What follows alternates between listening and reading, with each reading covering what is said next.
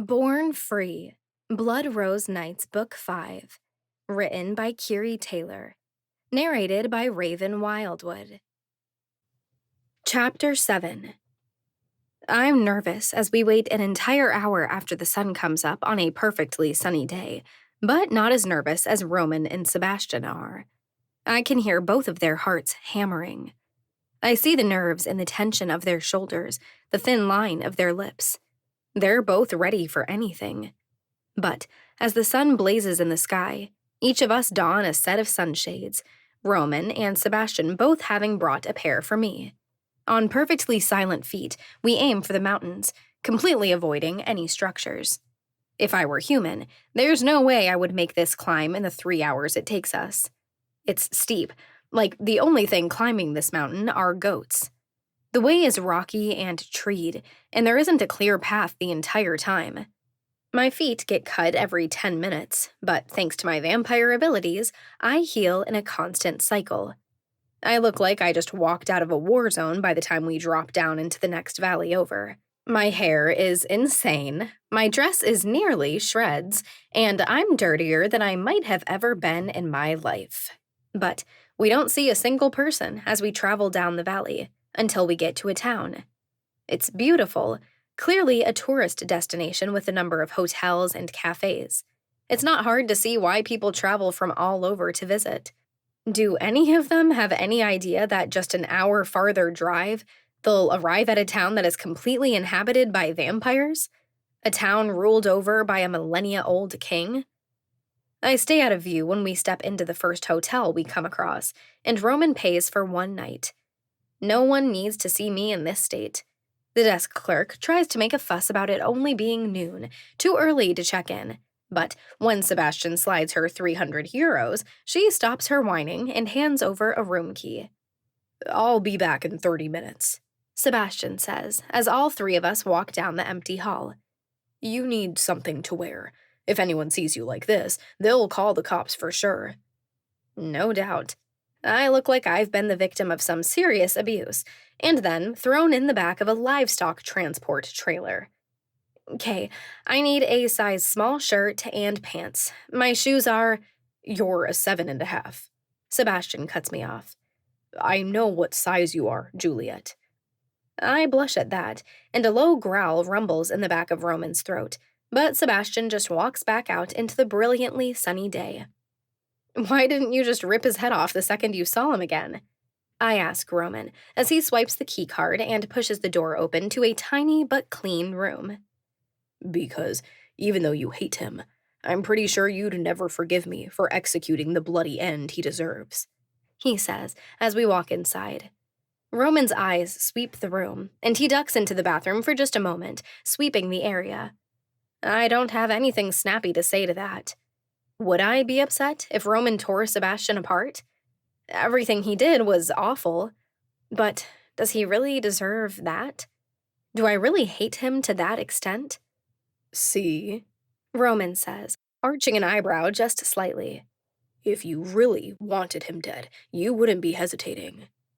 A curse slips out of my lips, and my fingers rise to tangle into my hair. This is all so complicated. Why can't this just be simple and clean-cut? Roman, I turn to face him, my heart doing spasmodic gymnastics in my chest. How can you deal with this? With me? I'm a mess. My heart has led me down some misguided paths that have had serious consequences. Why would you want— But I'm cut off by Roman wrapping a hand behind my neck and pulling my lips to his. His kiss is fierce, solid, sure. All the tension in my body relaxes, and my hands come to rest on his chest, my fingers slowly gripping the front of his shirt. "I'm not threatened by Sebastian," he says against my lips. "Not even for a second. And do you want to talk about complicated? I'm a damn royal with amnesia who doesn't have an ounce of interest in going back to Spain with the brother who is a threat to everyone in our city.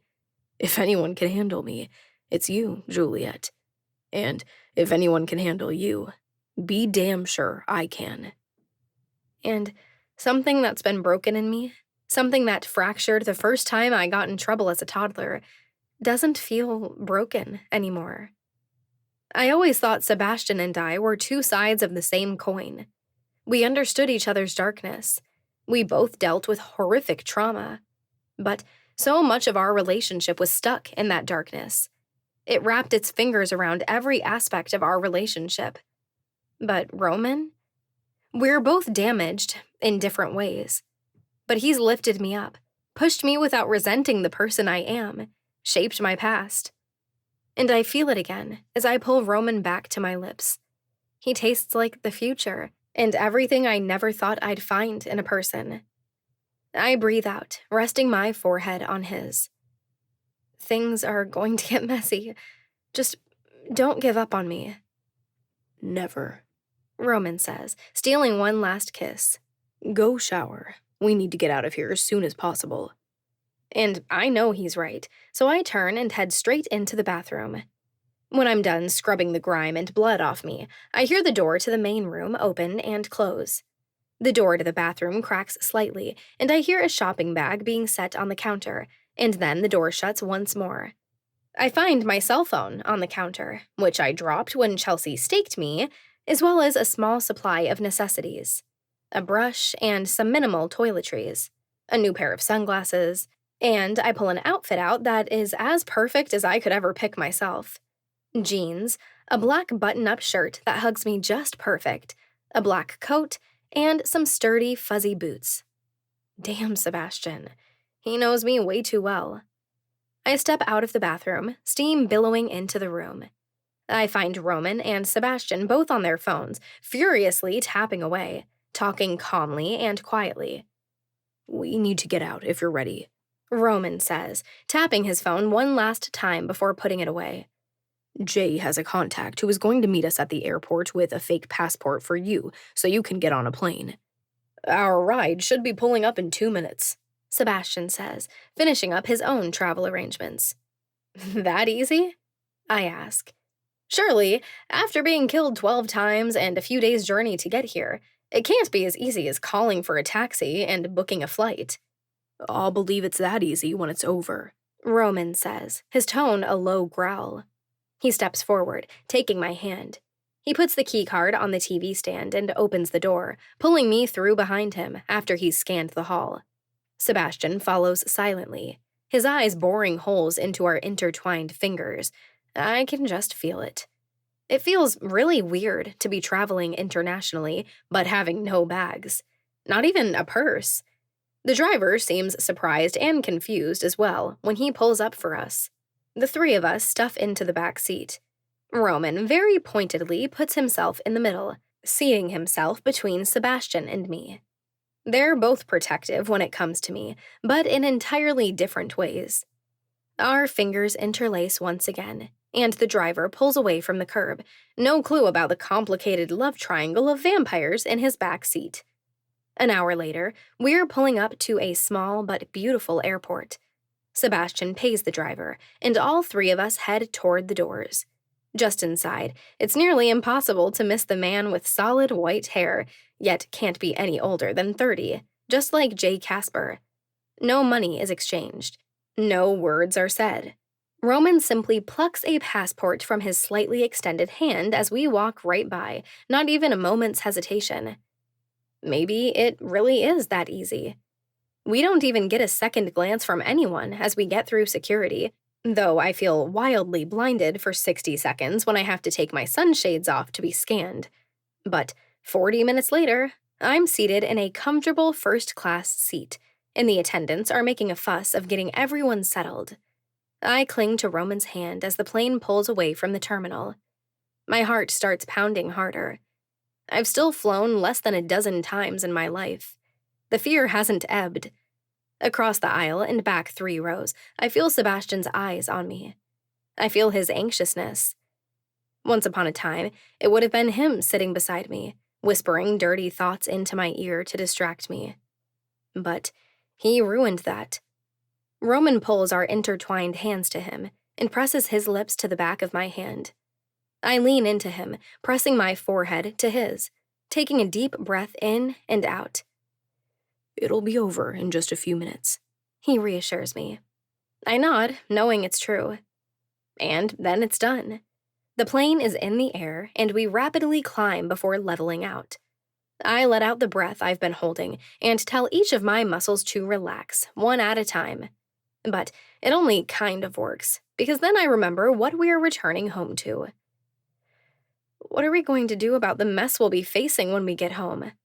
I ask as I lean my head on Roman's shoulder. What are you going to tell Orlando? Maybe we'll get lucky and he'll be gone, he says, though his tone tells me he's obviously not counting on it. Not a chance, I state. Roman takes a deep breath. I think I'll tell him I needed some time to process, to think. And it won't be a lie. This is all a lot. He's going to be livid, but I know I can handle him. I hope he just accepts it, I say. He's freaking scary, but I can tell he does love you. Which feels like a cruel joke when I don't remember him or any of it whatsoever. I squeeze his hand. Nothing has come back? Roman shakes his head. Not yet. There's been nothing so far. No hints, no dreams, no feelings. Which is fine by me. He told me this months ago when he first confessed that he didn't remember anything from before his resurrection. He doesn't think he was a very good person before. He'd been stabbed in the back and left in a landfill. He doesn't want to remember who he was before, even if he now knows the simple checklist of facts. I don't know if Sebastian is going to survive the first 24 hours of stepping foot back in Chicago, I say, moving on to my next biggest worry. The whole city now knows what he did. I don't understand why he's insisting on returning with us. He knows he doesn't have a chance at getting me back. What's the point? Roman shakes his head. Honestly, I don't get it either. I don't know what his endgame is. But I promise you, one wrong move and I'll finish the council's sentencing. Which is death. The council's actual sentence was that Sebastian was banished from the city, unless he was captured and returned to be punished for his crimes. It was never said aloud what that punishment was. But the rest of the council was all in agreement as to what the punishment should be. And if Elena and Mason disagree with the deal between you two and want to see it finished immediately? Roman shakes his head once more. They already agreed to the deal. They were part of the plan when Sebastian called and told us he was closer. I arch an eyebrow. Wow, Elena is going soft. Only because it's you, he affirms. She's a savage, through and through. I let out a little disgusted sound. Did you see the way she and John have been looking at each other? It's so weird. Roman chuckles. A little. But when you think about it, you've known Elena way longer than you've known John. He might biologically be your father, but you've still only known him for 2 months. And he's had 29 years to grieve your mother.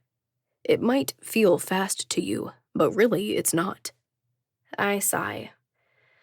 I know, and they both deserve to be happy.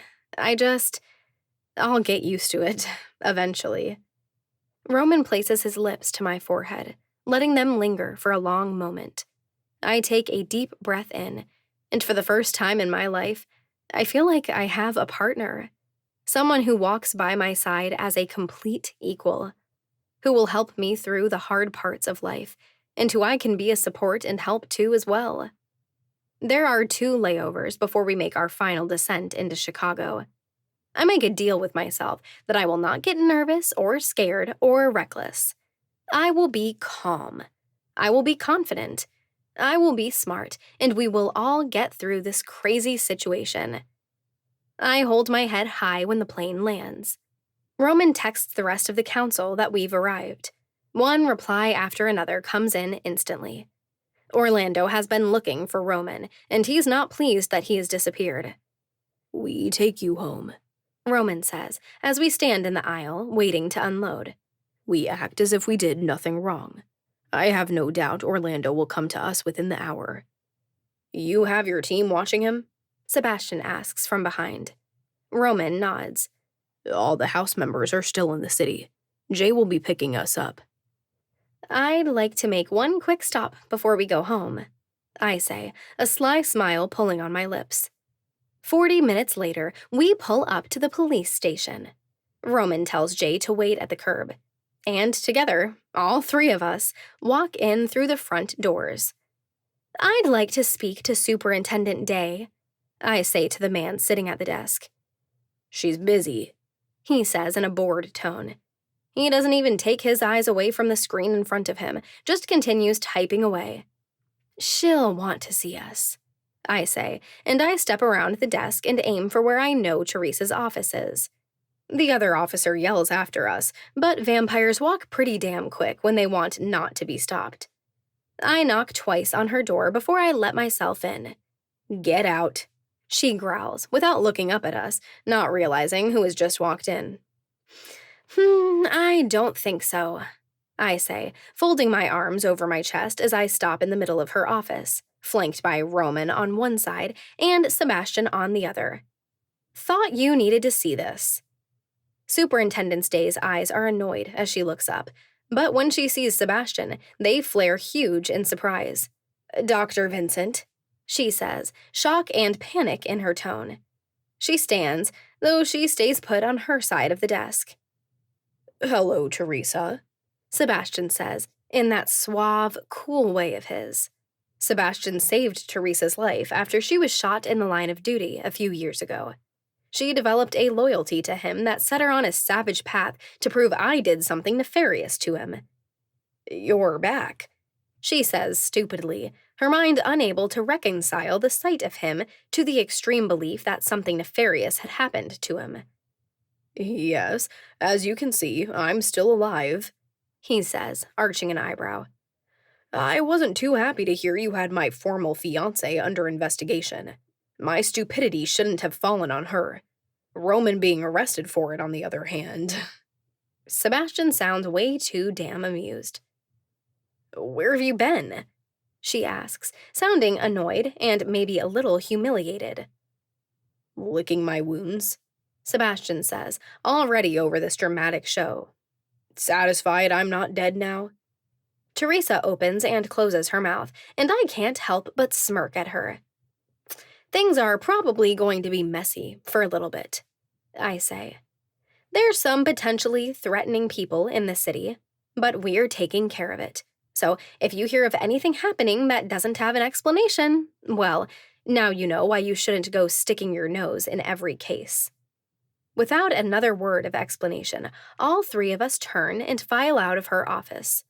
No less than 4 officers are standing outside, clearly trying to hear what we're talking about. I flash them a dangerous smile, and as if they can sense I'm a predator, each of them jumps back to work, pretending like they never even saw us. To be honest, I don't even remember her, Sebastian says as the 3 of us load back into the SUV. I've patched up more than one cop in this city. I'm surprised she latched on so hard. Are you really, though? I want to ask, but don't. I wonder if Sebastian is aware of how flirtatious and charming he is. For some people, it's just ingrained into who they are. I don't know if he can help it any more than I can help being sarcastic and snarky. Trust me, neither of us will ever forget that woman, Roman says darkly as Jay pulls away from the curb. We drive across town, and no one stated it, but it was as if everyone but Sebastian knew exactly what needed to happen. Jay pulls up in front of Sebastian's building. I'm not.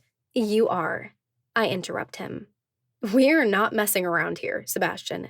You're not following me around at all hours. Go home. I'm going home. You need to realize that you're on thin ice, and the entire supernatural population of Chicago is pretty pissed at you. Careful what you do and where you go. He just stares at me for a moment, and I can see a million thoughts run through his head. He's annoyed at my boldness, but also impressed. He wants nothing more than to glue himself to my side, but he can see the death in Roman's eyes if he breathes wrong. So, finally, he opens the door and steps out. The car doesn't move an inch while we all watch him walk up to the doors and then disappear through them. Let's take the long way back, I say to Jay. I don't want him deciding to follow us and finding where I live. Still don't understand why he's breathing, Jay responds as we pull away and merge back into traffic. Though, there's a good chance he doesn't make it through the first hours back if anyone else sees him. Oh, definitely. I agree. This isn't a permanent move, Roman says darkly. He helped me get Juliet back.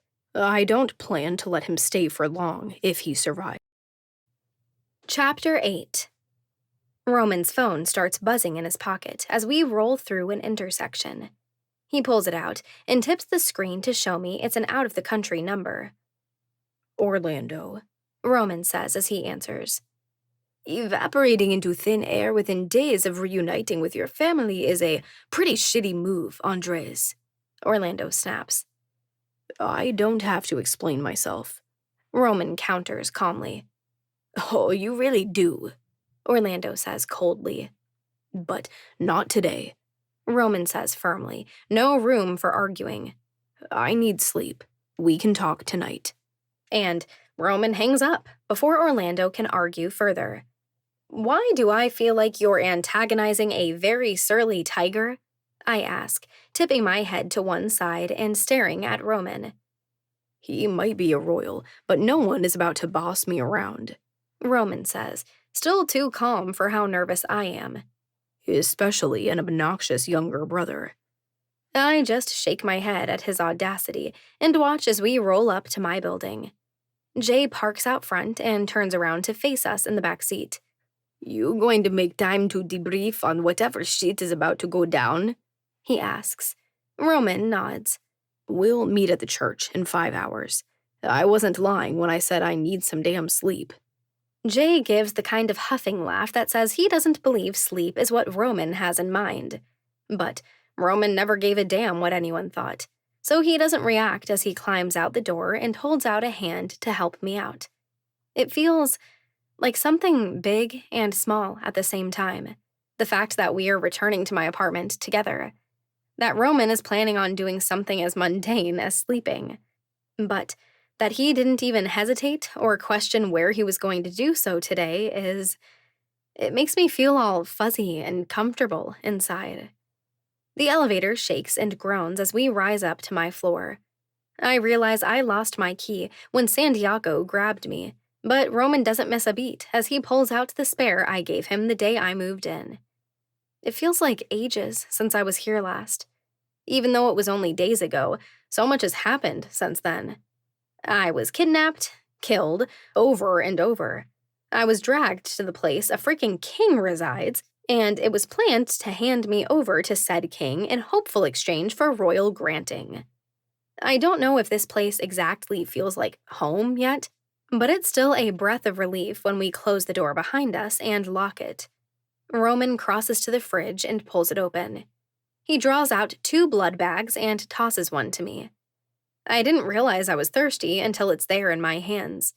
Like I've been starving for weeks, I tear into it, sucking down every last drop. When the thirst isn't completely squashed after it's gone, I grab another and gulp it down as well. Mind if I borrow your shower? Roman asks as he dumps the empty bag into the trash. Go ahead, I say, nodding in that direction. Not that he doesn't know where the shower is. He just nods and walks through my bedroom, disappearing from view. I lean back against the counter and shake my head. It's still weird. We're something. Maybe not defined as boyfriend and girlfriend, but we're something to each other. And Roman asking to use my shower just feels so formal. Sebastian would have just walked on in and teased me about joining him. Mason would have asked me what color tile I wanted the bathroom remodel to have. But Roman assumed nothing.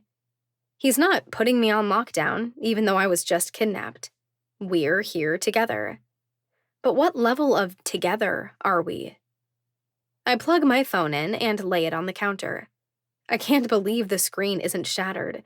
It took quite the fall when I died from Chelsea's steak. The battery is dead, so I plug it in and wait a few seconds until it powers back up. Instantly, I get a million notifications, missed calls, unanswered texts. It seems the whole world was trying to find me when I was kidnapped. I desperately need some girl time. I text Elena, ignoring all the rest. Can we go out after Roman and I deal with whatever mess is waiting with Orlando? She responds with an expletive. Finally, I thought I'd lost all best friend and secret keeper status to Roman. I smirk at that. You're always my number one girl. You didn't have to make that last distinction. Just let me stay in the fantasy of being your number one, period. You want to tease? I text back. May I remind you that you've been making googly eyes at my father since the moment you two met? Fine, you win. I laugh at her, and it feels good. It feels normal, uncomplicated. I lay the phone back on the counter and wander into my bedroom a minute after I hear Roman turn the shower off. He stands in front of the mirror, combing his fingers through his wild black hair. He wears black boxer briefs, and nothing else. A curse slips over my lips, and Roman's eyes slide over to me. And for the first time in any kind of situation like this, I see a slight smirk pull on his lips. This is just ridiculous. Here I am trying to take my time getting over all these complications and not rush things between us. And you're there, looking all like... I sweep a hand up and down, indicating every bit of his incredibly perfect body. I mean, damn. And in one of those incredibly rare moments, a full smile crosses Roman's face. It's bright and perfect, and one of the most heart-stopping things I've ever seen. He crosses the space to me, and one of his hands slides around my waist to my lower back, pulling my center to his. His other hand hooks under my chin, and he tilts my face up to his. When it comes to you, Juliet, I'm never fighting fair again, he says, low, seductive. I'll use every advantage I've got. I just smirk and shake my head before he closes the distance between our lips, and my entire body lights up like an electrical storm. His hands are strong and sure as they slide down my back, rounding over my ass, pulling me tight to him. My hand wraps around the back of his neck, the other sliding up the smooth, firm surface of his chest. He lifts me clean off the ground, and I wrap my legs around his waist. He presses my back against the wall, causing the most amazing pressure between my legs. My mouth opens, and he doesn't hesitate as his tongue strokes against mine. My hands explore, making their way up his biceps, over his shoulders, traveling down his back. All this glorious skin. I want to trace every one of his tattoos and memorize them. I want to know what every surface of him feels like. Roman pulls us from the wall and works his way over to my bed. Gently, protectively, he lays me back on it, pressing the weight of his body into me. His mouth moves in unison with mine. Warm hands travel up my arms, pulling them up above my head before he pins them together on the bed. He dips his head down, kissing along my jawline, slipping down my neck. His tongue slides out, getting a taste of me before he bites at the skin there, soft but possessive. My eyes roll back in my head, my body arching off the bed to meet his. Roman's hand releases mine, and with reverence, he slides his hands from my hips, up my sides, slipping beneath my shirt. But they stop there, holding me close to him, gently, worshipfully. I thought I'd kill the entire house of Badillo when I realized Santiago took you, Roman says, tracing the tip of his nose up the center of my belly. I've never, ever felt rage like that. If it weren't for the safety of all of Chicago, there would have been a lot of bodies. He shifts his weight forward and combs his fingers back into my hair. When Sigrid told me where you were. He shakes his head. I see pain in his eyes, fear. Nothing has ever made me feel like that, Juliet. His voice is little more than a whisper. I'm breaking and healing all at once. Roman's words have a power over me like no one else ever has. They reach into the very core of my being. They fill me, complete me. I place my hand to his cheek, and he leans into it just slightly. I know you might still need time, and I'm not asking anything different from you, Roman says, the intensity in his eyes building.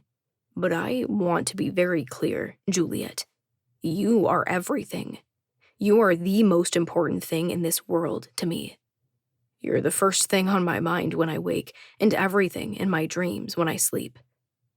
Emotions bite the backs of my eyes, and my insides feel slightly shaky.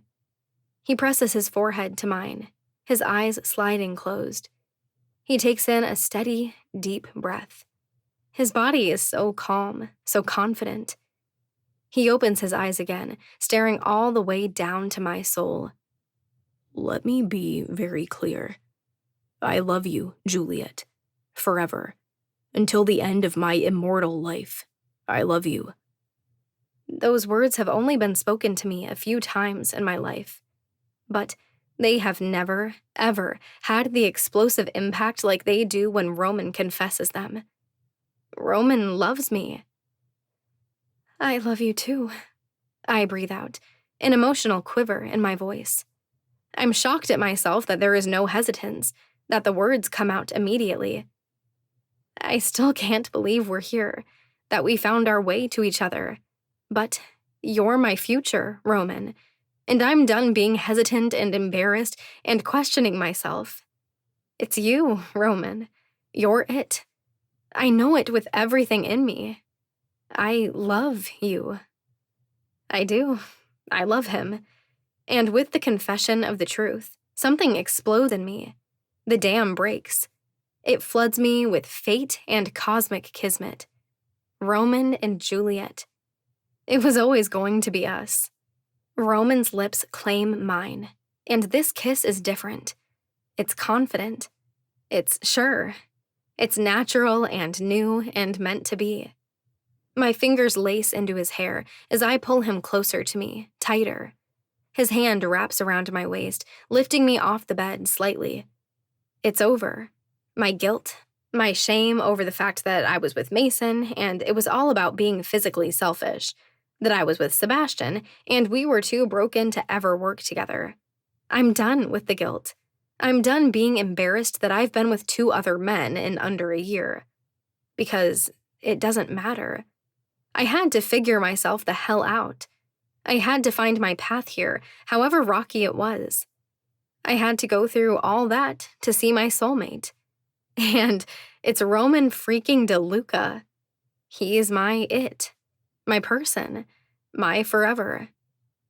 I love you, he growls into our kiss. And the confidence, the surety that grows in his voice is astonishing. It's like we've both broken through this barrier, this hesitance, this questioning. It's over. The period of figuring things out. We're there. It's me and him. Roman hauls us up onto the bed properly. He rolls, lying on his back, and he pulls me on top of him, my knees on either side of his hips. A smile spreads on my face as I look at him. My heart feels so warm, so peaceful, so right. I lay my hands on his bare chest, and he covers them with his own. And he smiles too, one that seeps into his eyes, softening everything in his expression. We'll take on the world come dark, Roman says. There are promises there. There's action. There's self-assuredness. But the last 4 days have been hell. Stay with me? I lean forward and gently press my lips to his. Always, I promise. I slide off him and curl into his side, my head resting on his chest, one leg laying over his. He pulls me in close, pressing his nose into my hair. This feels like forever. This feels like fate. Archer King was right. His prophecy is fulfilled. We corrected one of the world's greatest tragedies. This Juliet can't ever die. And she brought Romeo back from the dead. Even death hasn't ripped us apart. I won't let anything else, either. It's me and Roman. Forever. Chapter 9. Whatever it was bad, wasn't it? Lily asks hesitantly. I nod without looking at her. This is going to be very, very complicated, explaining mine and Roman's disappearance without telling the truth of it. My curse might be known among the council now, but the general public can never know. Even if I adore Lily. Even if she is the daughter of a born vampire and will one day be one herself. Even if I'm pretty sure she's going to be Elena's sister-in-law soon. Things never really stop here, I say as we walk down the hallway together. I feel so disoriented, so out of step since I've been gone for the last few days. But everything is running smoothly at the hospital. With the right staffing in place, things are finally running without my constant attention. We deal with one issue, but there are 3 more layers to it, always. And you'll never guess who we had to make a deal with to take care of the latest issue. Who? Lily asks, in complete rapture of my words. Sebastian, I state, raising my brows as we step through the emergency room doors. She's about to start her shift, and I'm headed to check on things. Lily stops in her tracks. As in, he might walk back into this hospital? Your former fiancé who tried to take out the supernatural population of Chicago? I nod. The hospital is his. I just kind of took it over when he disappeared. But legally, I have 0 claim. I keep expecting to see him walk in the doors any second. That stirs all kinds of complicated emotions. Memories, fears, happy, sad, angry. It's all a tangled mess. Lily shakes her head. He's putting himself in danger. Everyone knows what he did now. I nod. I don't get it. I don't know if he's so delusional that he thinks he can fix things between us or what. Diana, our lead nurse in the ER, walks up and hands me a clipboard with something to sign. Glad to see you're back. You disappeared for a few days without leaving word. Everyone was pretty damn worried. I smile at her and hand over the signed paperwork. I appreciate that, and I'm sorry I can't really give any explanations. I'm okay, though. She just gives a smile and a nod before wandering off, headed back to her duties. So, I say, looking back at Lily, I heard you and Mason had a date. Lily blushes hard, her eyes dropping away from mine. We did. I'm sorry, I intended to talk to you about it, but then you kind of disappeared before I had the chance. I don't want things to be weird between us. I know you and Mason had... I hold a hand up, cutting her off. It's not weird, and I'm being 100% genuine when I say I'm happy for you two. To be honest, I think you guys are perfect for each other. She blushes harder. I'm really happy to hear you say that, because things went really, really well. I really like him, Juliet. As you should, I say, bumping my shoulder into hers. Mason Godfrey is one of the best people on this planet. She lets out a relieved-sounding chuckle. I'm so glad you're okay with it. We are actually going out again tonight. Go get 'em, girl, I encourage as I walk down the hall to take care of what needs to be done. 3 hours ago, Roman and I left my apartment. He headed to the church to meet with his security team. It's a whole new game with the royals here. Security is more important now than ever. And I came here to work to make sure things hadn't fallen apart while I was elsewhere occupied. But I watch the clock with dreaded anticipation. Sundown is at 5:30, and Roman will be expected to meet with Orlando soon after. No way in hell am I going to let him go there alone. I don't know what could happen. Santiago kidnapped me. Who isn't to say that Orlando won't try to kidnap Roman? Or manipulate him? Or what if Roman pisses Orlando off so much that he tries to kill him? That sends a drop of cold fear down my spine. I died for Roman once. But can I do it again? Can I give my life for his more than once? There are no clear rules in this game of gifts and curses. Something sharp and tight wraps around my throat at the thought of Roman dying at Orlando's hands, or anyone's hands, for that matter. I've only just found my place in this universe, and it's with him. I'll be damned if I let anything happen to him. But What if I can only die for him once? What if that's it? I'm not willing to risk that. So, I'm absolutely going with Roman to that meeting with Orlando. With only 5 minutes until sundown, I hang my coat on the hook in my office and grab my bag. I pull my phone out and find a text from Roman. I'll meet you outside. And when I walk through the doors, he's there, hands tucked into his pockets, those blue eyes watching me every step I take toward him. I hardly slow as I close the distance between us. My hands tangle into his hair, and I bring my forehead to his, staring wildly into his eyes. This could get messy, Roman. I've got this smart mouth, and if Orlando threatens you, I can't make any promises that I won't completely wreck the world. Roman's hand comes to my cheek, his thumb brushing over my skin in a calming way. I don't expect anything less, he says, and a tiny smile pulls on his lips. He tips them forward, meeting his to mine, the movement ridiculously comforting for how short-lived it is. But let's not burn down the world before we know if there's any danger. I'm breathing just a little too hard, but I nod, looking out at the streets that surround us. Let's go find out. His hand slips into mine, holding it tight and sure. And we set out down the sidewalk together.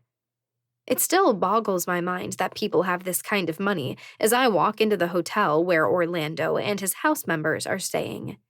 Even though I make plenty of money now, I know there are people in the world who make my yearly salary in a week, and they stay at exactly this kind of hotel.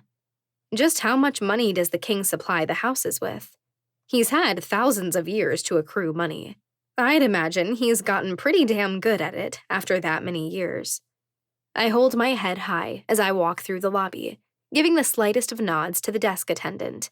Roman pushes the button for the penthouse, and we wait for the elevator. I try not to bounce on the balls of my feet as we wait, and it's a long one since the building is massively tall. Finally, we step inside and start rising through the building. Neither of us says a word. Neither of us has any idea of what to expect from this meeting. There's no plans, no expectations, and neither of us likes being at this much of a disadvantage. We need to get Orlando to leave Chicago. The doors open, and we step out into a luxurious penthouse. Brilliant white walls and polished marble floors. Chandeliers hang from the ceiling, and the furniture looks too pristine to sit on. A loud cheer fills the air, and when we step into the main living space, we find all the house members gathered around the large table, some kind of game set out in front of them. "You cheat!" Javier yells out, though he still sounds jovial. His accusation is thrown at Orlando, a testament to his confidence in his security as Orlando's second-in-command. "Never, my old friend," Orlando says, with a wicked grin as he pulls a stack of chips toward himself. All eyes jump up to Roman and me at that moment. And the cheer that filled the space just moments ago evaporates in a second. "Give us the room," Orlando says simply, and every house member finds somewhere else to be. It's still a bit of a marvel to me that with his word, no one hesitates. They just do what he says. How must it be with King Cyrus? Roman doesn't wait for Orlando to give him directives. He just heads toward the sitting area, never letting go of my hand. We settle onto a sofa, his left side touching my entire right side, no bit of space between us. Orlando's eyes darken as they fix on Roman. Slowly, like a panther, he crosses the space. He never looks away from Roman as he sinks into a chair across from us. "You need to get over this attitude that I have to check in with you," Roman speaks up. His voice is level, but serious, confident, and dark. "You might be acting royal, but I'm still older, still every bit as much a royal as you are, and I do not answer to you, little brother." Goosebumps wash down my skin at Roman's words. Roman has always been confident and dangerous, but those words? I believe he is the royal his blood claims him to be. I believe he could fit into that world of politics and manipulation and courts. I see Andres Badillo. I could believe that if I were seeing royal-level decisions being made, Orlando says, as he crosses one ankle over the opposite knee, a hand wrapping around his ankle. First, you choose to live among common-born, and then within days of our reunion, you up and disappear. Roman stares at Orlando, heat and tension rising in the space. I can feel the danger rising off him, building beneath his skin. It's been a hell of a week. You don't know my life. I have my own business to attend to. There were things I had to take care of. And, as I said, I do not answer to you. Orlando's hand tightens around his ankle, and he runs his tongue along his upper teeth, his gaze fixed on Roman. I'm trying not to take it personally, the fact that you don't give a damn about being reunited with your only remaining family after 24 years, because I know you don't remember anything. But you're acting like a self-centered ass, and it's starting to feel personal. People do bad, terrible things when they're offended. Pride is too often delicate and the beginning of too many villain origin stories. My hand tightens around Roman's, warning him to proceed with caution. Things might be different if you were more straightforward about what you want, Roman says, keeping it cool. But you aren't, and I can't take that as anything but a threat. So forgive me for not booking a weekend fishing trip to catch up.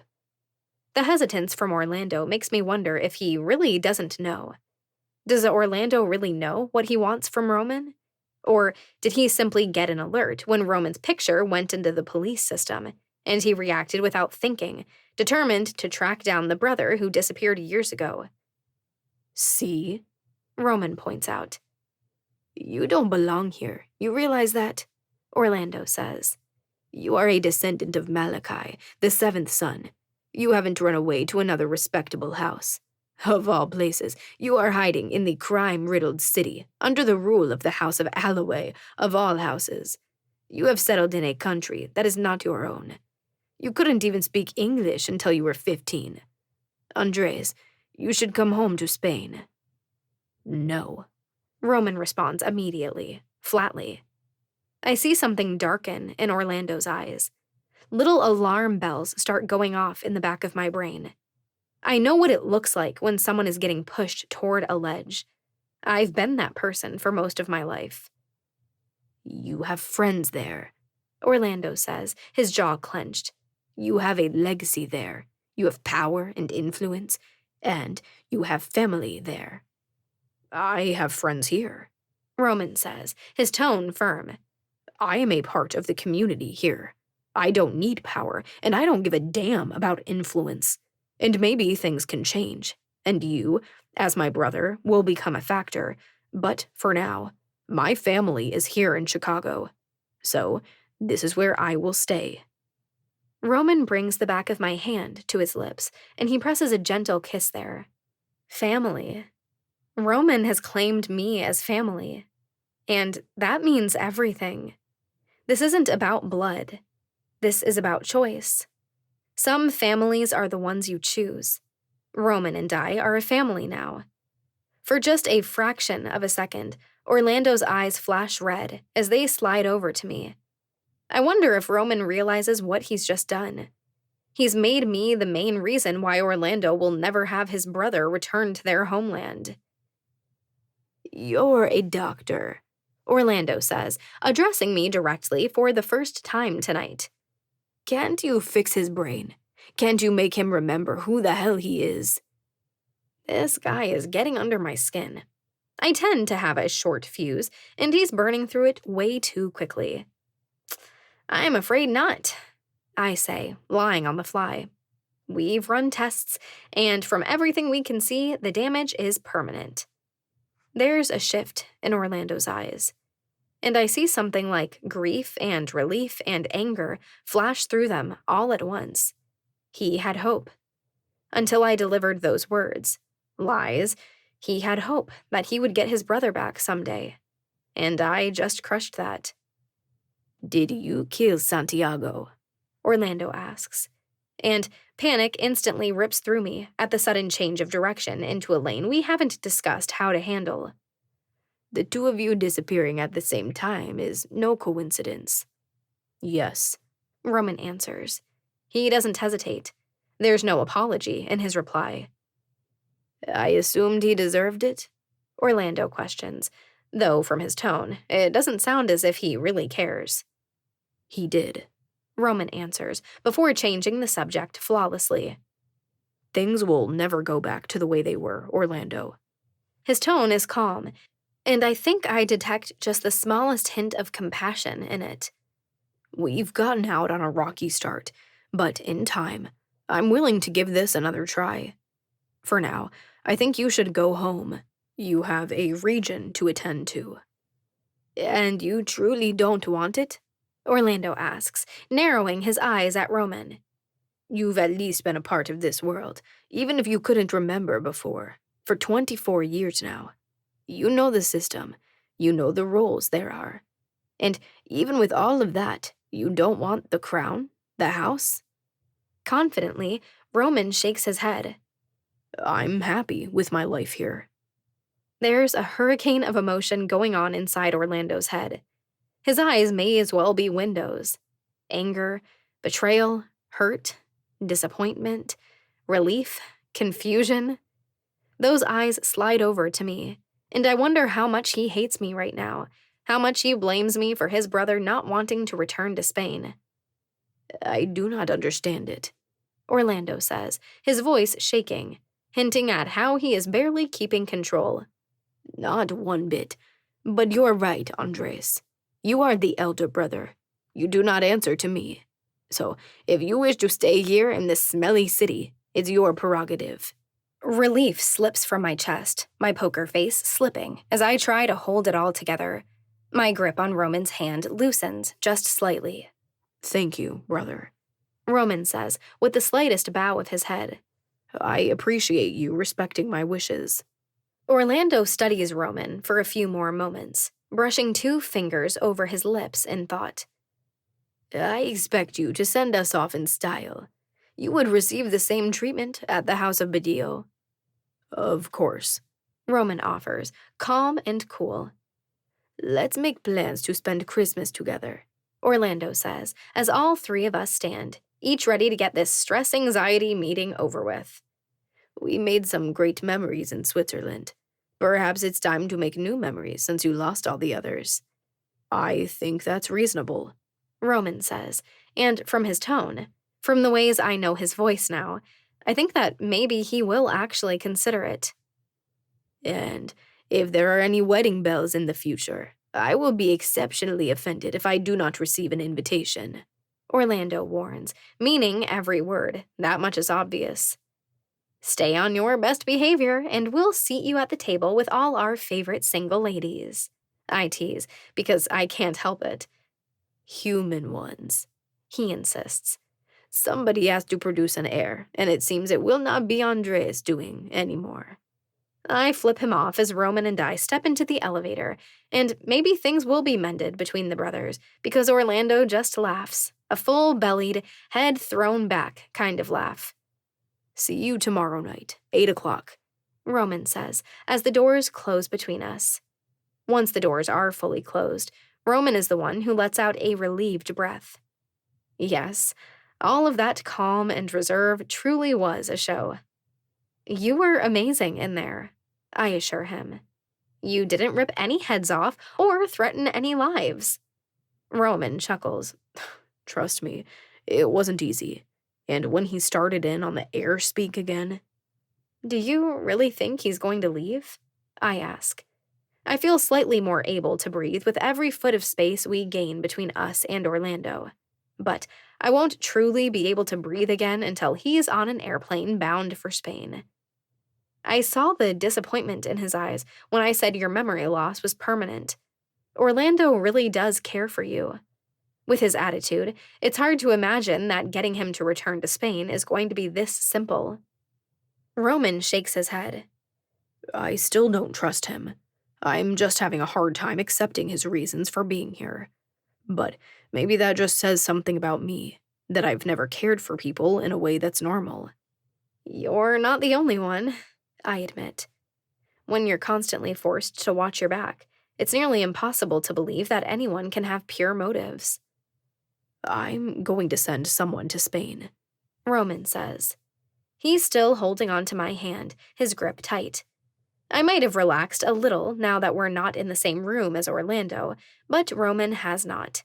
Orlando has to leave, and I'm not going to just take his word for it. I'm going to send someone tonight. They need to get Orlando's attention there. He's the regent, the one in charge of that area. If problems arise, it's his job to take care of them. It's genius, I say, truly impressed at Roman's ability to think outside the box. So long as he is a hands-on type of ruler. It's a gamble we'll have to make, Roman says, as the doors slide open and we step out into the lobby. I need to go get things in motion now. Are you headed back to work? I shake my head. I made plans with Elena.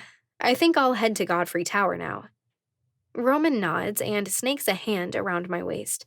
He pulls me in closer, hooking one finger under my chin. He leans in and presses his lips to mine. In all this time of stress and anxiety, I live for these moments. I can't wait for the day when things become normal and we finally have the chance to figure us out. But for now, I lean into his kiss and savor the darkness, the complexity on his lips. I love you, I say, my voice soft but even. No matter what happens, we're going to get through this. Chicago is going to be safe. And then we are going to carve out a very boring life for at least 2 months. Roman chuckles. After the last year, 2 months sounds impossible. But I believe you. Somehow, we will make it a reality. He leans in and presses one last kiss to my forehead. I love you too. We walk out the doors together before heading separate ways on the sidewalk. Chapter 10. It's a 15-minute walk to Godfrey Tower, but I don't mind it. After everything that's happened, I need a few minutes to sort out my thoughts before I have to share it all with my best friend. Well, second best friend. Never saw that one coming. Welcome back, Dr. Doe, Poe says as I walk through the doors. Since I haven't seen you in ages, and I'm honestly dying to know, how do you really feel about Lily Roshan spending time in the Godfrey penthouse? Poe, I say, shaking my head. I know you love a good bit of gossip, but don't make this a thing. I'm happy for Mason. I am thrilled for Lily. I've already picked out the dress I'm going to wear to their wedding. Okay, I really haven't yet, but it might as well be a done deal. Poe places a temporary pass for me on the desk and leans forward as if he's about to share some big secret. Well then, there is this other rumor circulating around the city. You need a new hobby, I say as I grab the pass. There's a whole actual life out there. No more need to live vicariously through anyone. But I live for these juicy details, Poe calls after me as I walk away toward the elevators.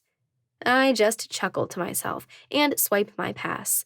In a miracle of all miracles, an elevator immediately opens. I step inside, and I don't even have to press any buttons. My pass gives me a direct ride to the penthouse level. It is eerily quiet when the doors open to the large space that exists between the twins' penthouses. I strain my ears, listening for Mason. But when all I hear is silence, I assume he is at work right now. But I'm not here for him. I go directly to the door on the right and don't bother knocking.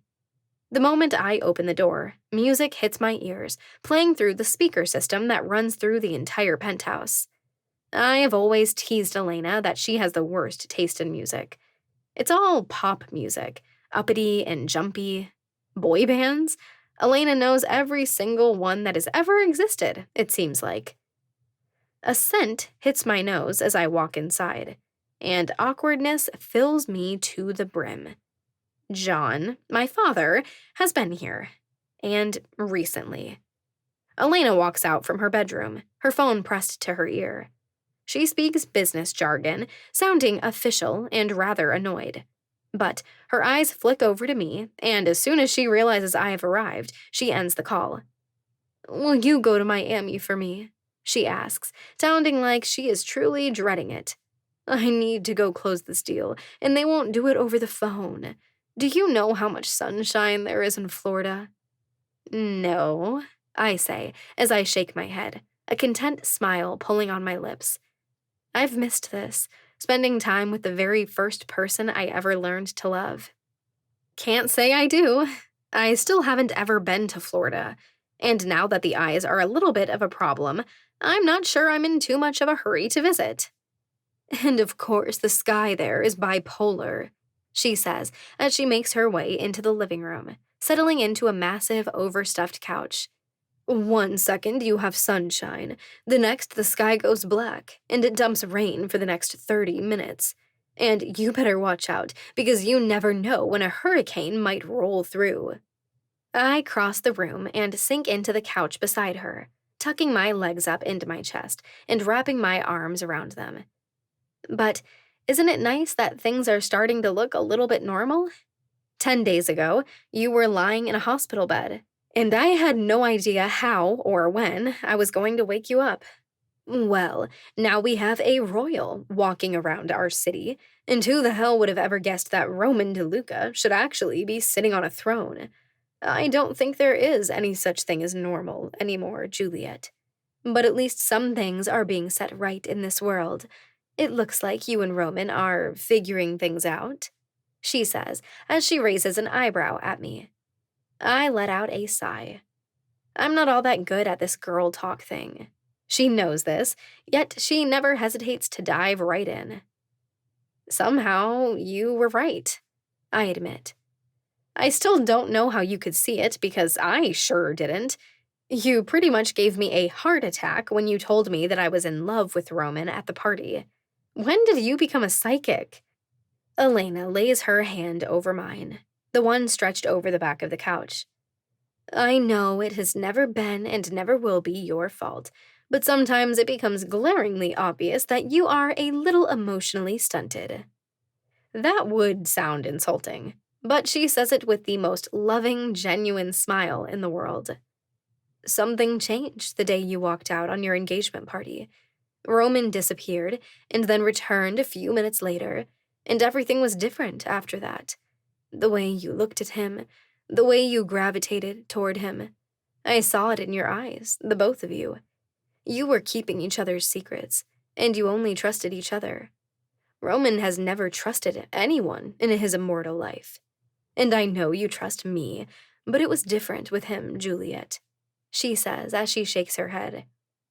Things settle inside of me as I face the truth and reality. I really did not think I was falling in love with him.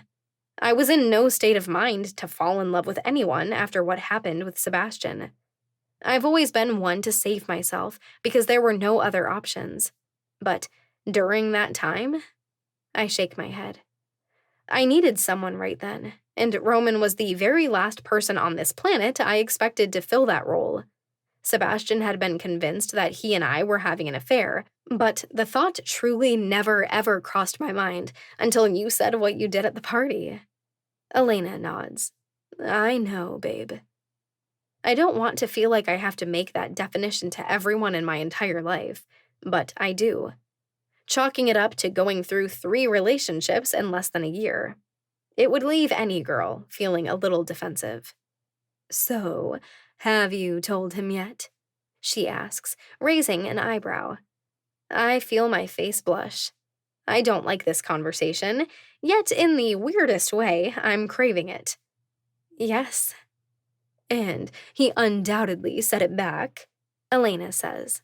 A statement, not a question. I roll my eyes.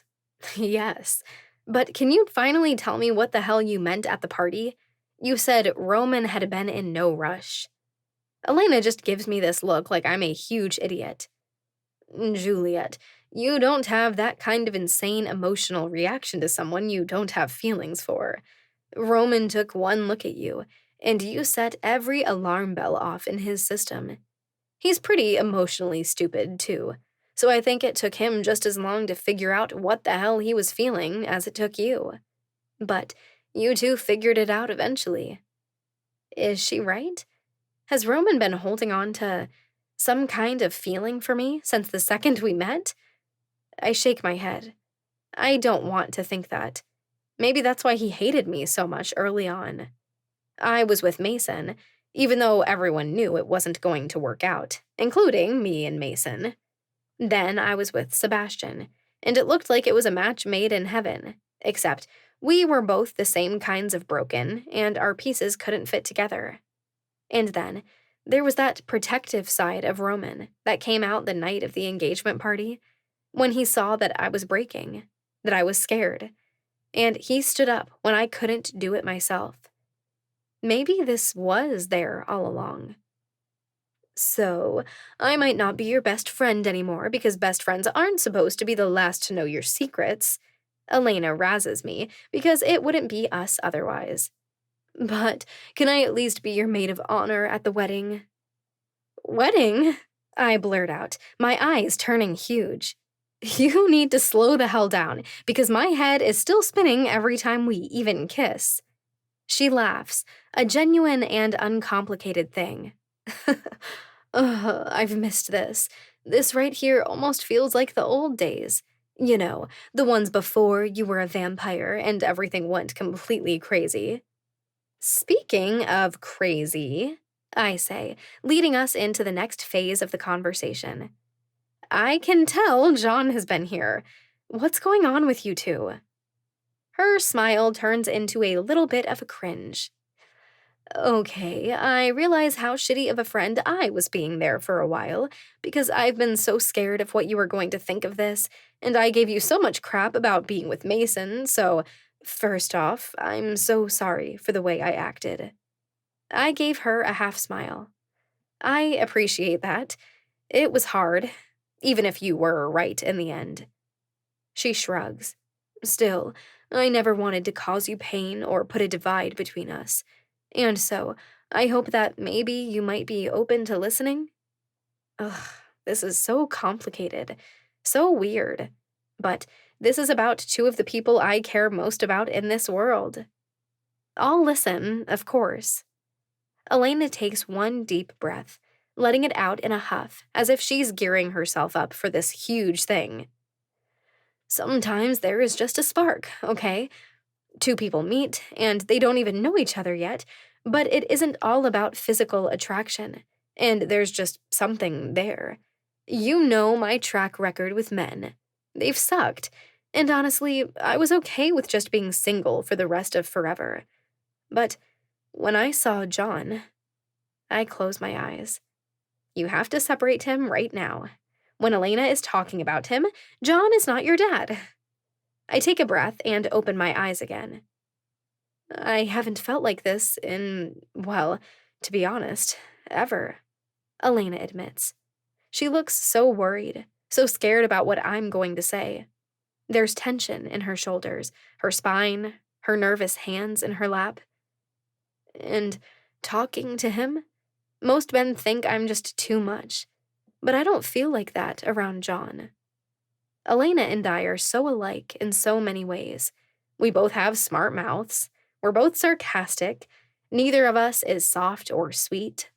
John has never made me feel like I'm a mess. He's never acted like I'm a handful or like the way I think or talk is going to push him over the edge. John just loves me. If John can love me, why couldn't he love Elena? But you're my best friend, and I understand what finding a family member must mean to you, Elena says. She leans forward and takes my hand in hers. So, if this is not okay to you, if this is hurting you in any way, just say the word and I won't look at him again. And he says the same thing. We both love you and would never want to put you in a position where you are uncomfortable. Uncomfortable really isn't that bad. There are far, far worse ways to feel. I am uncomfortable with this because it's complicated and new, and I think it's just going to take a few damn minutes to get used to it. But for John, for Elena, I can be uncomfortable. I can put in the mental work to sort through my feelings. I can be happy for two of my favorite people on this planet. If you're happy with him and he's happy with you, how can I not be happy for the both of you? I say, my brows furrowing together as I convey my genuine feelings. I love you, and you deserve to be with someone who makes you feel like the goddess you are. So, if that's John, I'm not going to give you shit about it. Her expression of worry breaks with joy and appreciation. She throws her arms around me, squeezing with that vampiric strength she has. Thank you. Honestly, I didn't expect you to be so damn sweet about this. This is why you're my favorite person in the world. I know, I say nonchalantly, and we both laugh. She sits back with a sigh, and I've rarely ever seen her look this happy and light. Okay, I don't want to be a mood killer, but I seriously have to ask, I say as I prop my head on my fist, elbow to the back of the couch. You agreed to not kill Sebastian if he came back to Chicago. Why? Elena's expression instantly darkens, and her brows furrow. You were kidnapped, Juliet. An associate of a royal house took you, whisked you halfway across the globe. Sebastian was close. We were all desperate. So desperate as to make a deal with Sebastian? After what he did to you and so many others? I ask doubtfully. Elena shakes her head. We don't let the royals control us here, Juliet, and it's the worst case situation to have a royal here.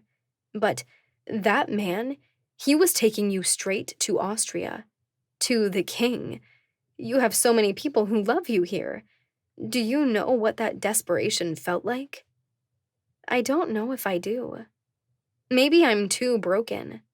Or maybe I've just never been placed in that position. There isn't much I wouldn't do to protect Elena, or Mason, or Sigrid. I'd burn down the whole world if I had to in order to keep Roman safe. I don't know what that level of desperation feels like, but maybe I can imagine.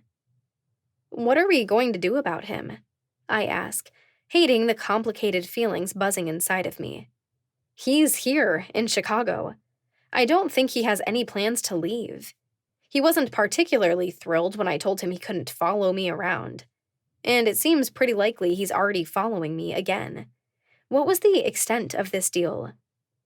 There weren't specific terms worked out, Elena admits, and I can hear the annoyance at herself in her voice. This is a businesswoman who is ruthless and thorough. The deal was with the council. But there's nothing to say any other vampire or gifted he hurt won't take him out in the next hour. I nod. It makes my chest hurt, thinking that it's likely to happen. If he knows what's good for him, he'll leave Chicago and won't look back. What do you think his plan is? Elena asks. I shake my head. I honestly don't know. I think he knows there's no reconciling between us. He hasn't shown up at the hospital. Echo hasn't said anything about him trying to take back the blood trade. I don't know what he's doing. I don't like it, Elena admits. Sebastian is organized, calculating. He always had his next move planned. There's no way he's just hanging out in that penthouse, taking it easy and licking his wounds. I shake my head. I don't think so either. I assume Roman is watching him like a hawk. Probably, I say, letting out a breath. Honestly, I've just kind of tried to forget that he's even back. So, moving on, where is John? She smiles at just the mention of his name. He's at the Nocturne. I mentioned the idea of renovating the upper floors into living spaces, and he was all over it. He's been over there planning and taking measurements. I stand. I think I should go see him. It would be good for us to have a little talk.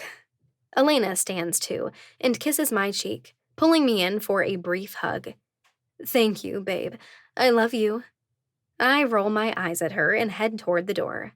I love you too. Get a dress.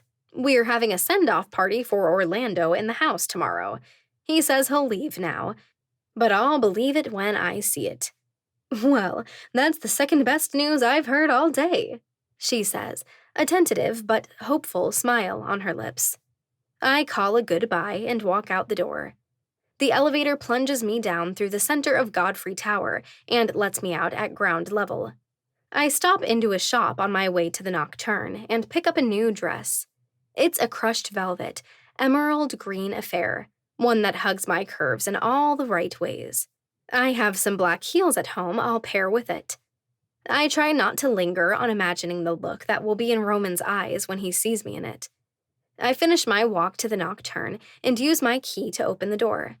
Some part of me expected to hear hammers going and saws ripping through wood when I walk through the doors, but I don't hear anything other than the faint sound of breathing on the upper floor. I leave my bag by the door and climb the stairs. Finally, I reach the top floor, and there, I find John standing at a table with huge pieces of paper in front of him that I realize is an old blueprint of this building. His eyes flick up to mine, and there isn't any hesitation when he crosses the space and wraps his arms around me, hugging so tight I'd be bruised if I were human. It took everything I had not to rip Orlando's throat right out when we realized what had happened, John says, his voice a low growl. Just another day in the life of Juliet Doe, I say, shrugging as much as I'm able, considering how tightly he's holding me.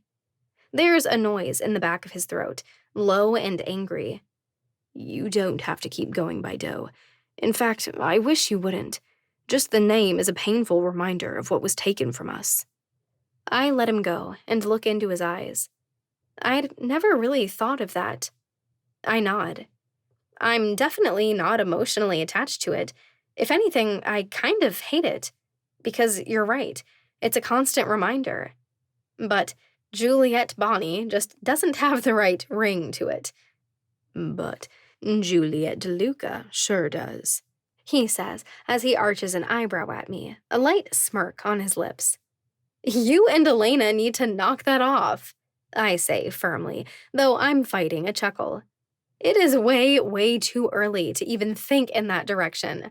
I still have whiplash that the man I thought hated me endlessly is someone I unknowingly fell in love with. John chuckles. Give it time. I've only known the man for 2 months. He's got that darkness in him I've seen before. But it's the good kind. The kind that makes him make decisions for the greater good, not just for himself. It's true.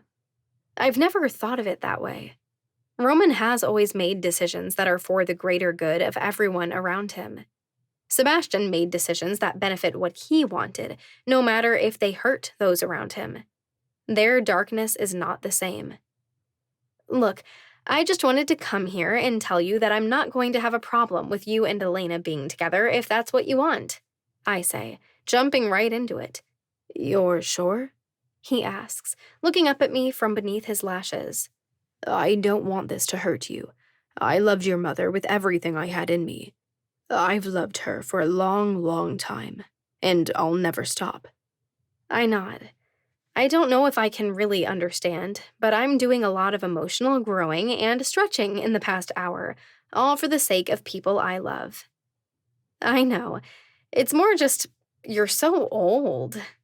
He barks a laugh, exactly what I was going for. Forever 30, Juliet. I'm physically only 2 years older than you. Let's keep a little perspective. I scrunch my nose.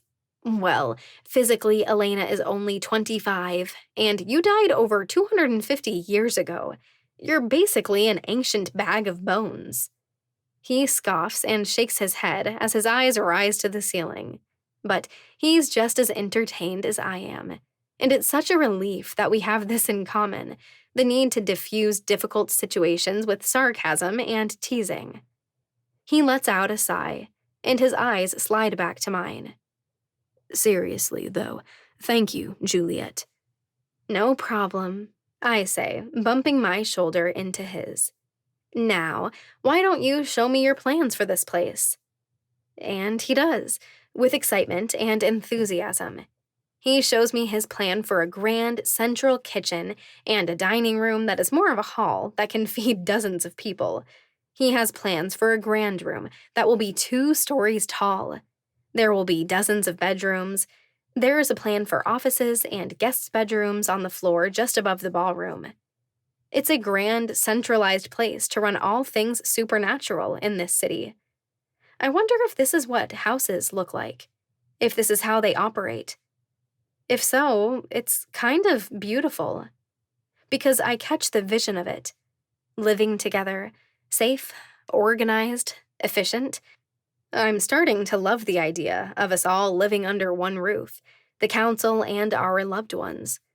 It would be like the family I never had, the safe environment I always craved. My eyes get a little misty as John shows it to me, but I make sure he never sees. We might not have gotten what we deserved when I was a child, but it was never too late. Not for immortals like us. Chosen, biological. I'm the luckiest girl in the world when it comes to family. Chapter 11. The dress feels like heaven as I pull it from the hanger. It hugs my every curve as I pull it up over my hips, up my chest, tucking my arms into the full-length sleeves. I roll my shoulders back as I look into the mirror, adjusting the square neck until it's lying just right. Not bad, if I do say so myself. My heart decides to relocate to my throat when I hear the front door open and then close. A smile curls on my lips, and goosebumps flash over my skin. I pull my shoes on and then slip outside of my bedroom. Roman stands there in the living room, one hand tucked in his pocket, his jaw going slightly slack as he takes one very slow, long look up and down the entirety of my body. I bite my lower lip, knowing I'm blushing, but I'm staring just as shamelessly. He wears black, as always. Shirt, suit jacket, shoes, and that suit was absolutely tailored to Roman's body. It highlights every one of his best features, which is all of them. Absolute perfection. The words fall from Roman's lips with raw reverence. My feet don't stay in place. They cross the room, and I reach out, gripping his tie and pull him into me. His lips are hot and eager. His tongue immediately seeks out mine, his hands wrapping around my waist. I'm desperate, starving for him as I return that kiss. Every neuron in my body is awake and humming for this man. The jackpot. I scored the absolute jackpot. Mason was beautiful. Sebastian was seductive. But Roman is a god, and every touch, every possessive grip he has on my body makes me feel like his chosen goddess. Damn Orlando, and damn this party, Roman says as his mouth moves to my neck. Let's buy an island in Iceland and never have to talk to another person again. I can't get enough, Juliet. My head tips back, and he laps his way up the other side of my throat before biting my earlobe gently. Make it somewhere just a little warmer, and you have a deal. The Netherlands, Roman says. I've got the money. All you have to do is say yes. It's tempting. So damn tempting. To step away from all this drama, all this conflict, to just drop off the face of the earth and not have to get involved or fix things anymore. To just spend as much time as we want figuring us out, in every sense of the word. But neither one of us would ever do it. Not now. Not when so many are counting on us. Not when everyone we love is still here in this city. Save it for a 5-year anniversary present, I say, smiling as his lips once again find their way back to mine.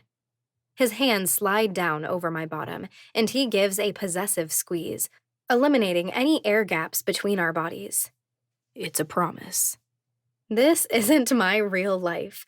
A healthy, exciting, equal relationship? A hopeful future? Real, true possibilities. My life has been hard. Every moment of it, from the second I was born. It isn't easy now. There's still real shit to deal with. But I am so happy in this moment. I feel like death has to be seconds away, because how could it get any better than this? But as I look into Roman's eyes, I see that it can. I see those promises. I see that future. I inhale deeply as I claim one last kiss, my eyes closing, capturing this moment in my heart forever. He squeezes once more, and then we release each other, save for one hand. Come on, I say, regret spilling into my tone. We can't be late. Orlando has to be babysat every moment of this party. Roman gives an annoyed sound, but follows right after me out the door, locking it behind us. I met with John today, Roman says as we ride down the elevator. He braces a hand on the wall, one on either side of my head, boxing me in.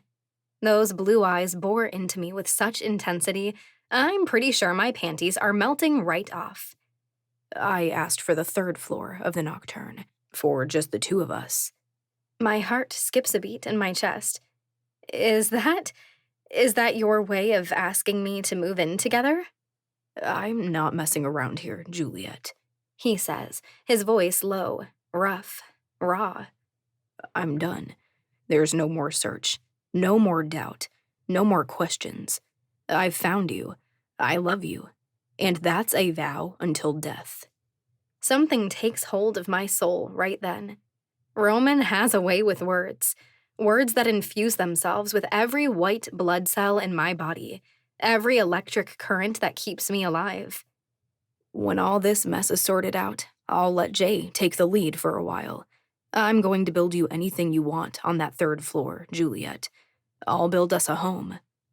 The idea was already calling to my heart, but Roman creating it with his own bare hands?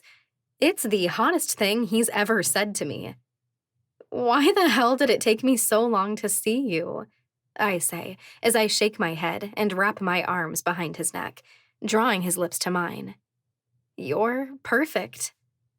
He deepens the kiss, and I feel all of his promises in every grip he has on my body.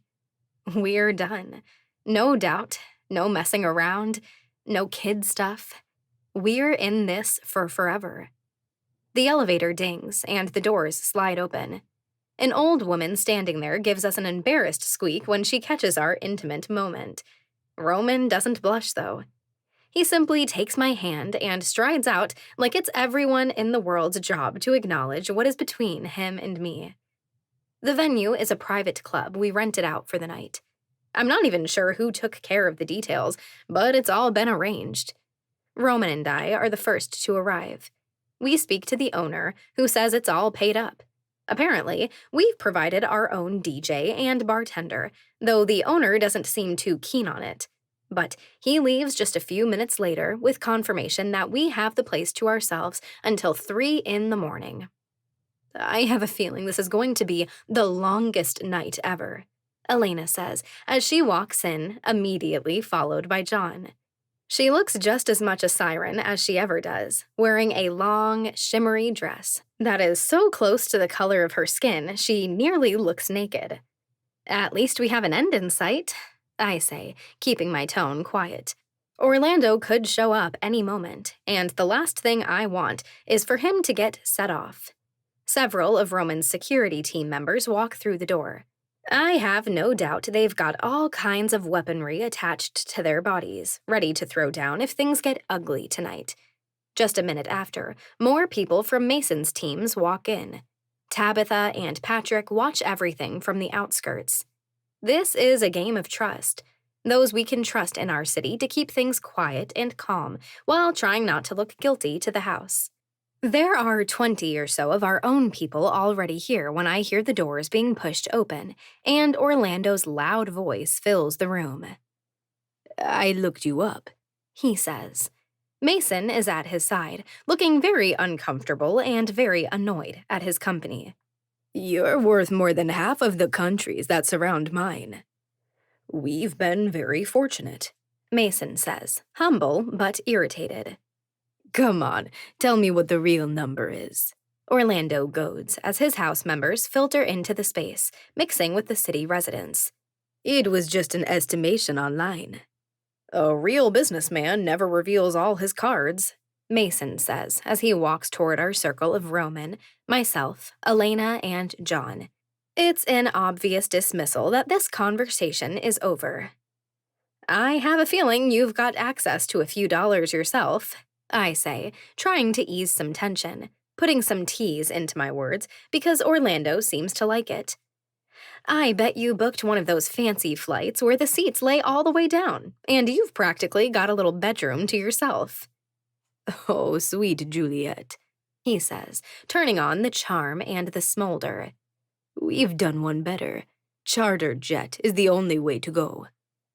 Ah, I say, giving just a slight bow of my head. Of course, very posh. Orlando laughs, his head tipping back. He claps a hand on Roman's shoulder. You sure you don't want to come with us? We could make a quick pit stop in Las Vegas.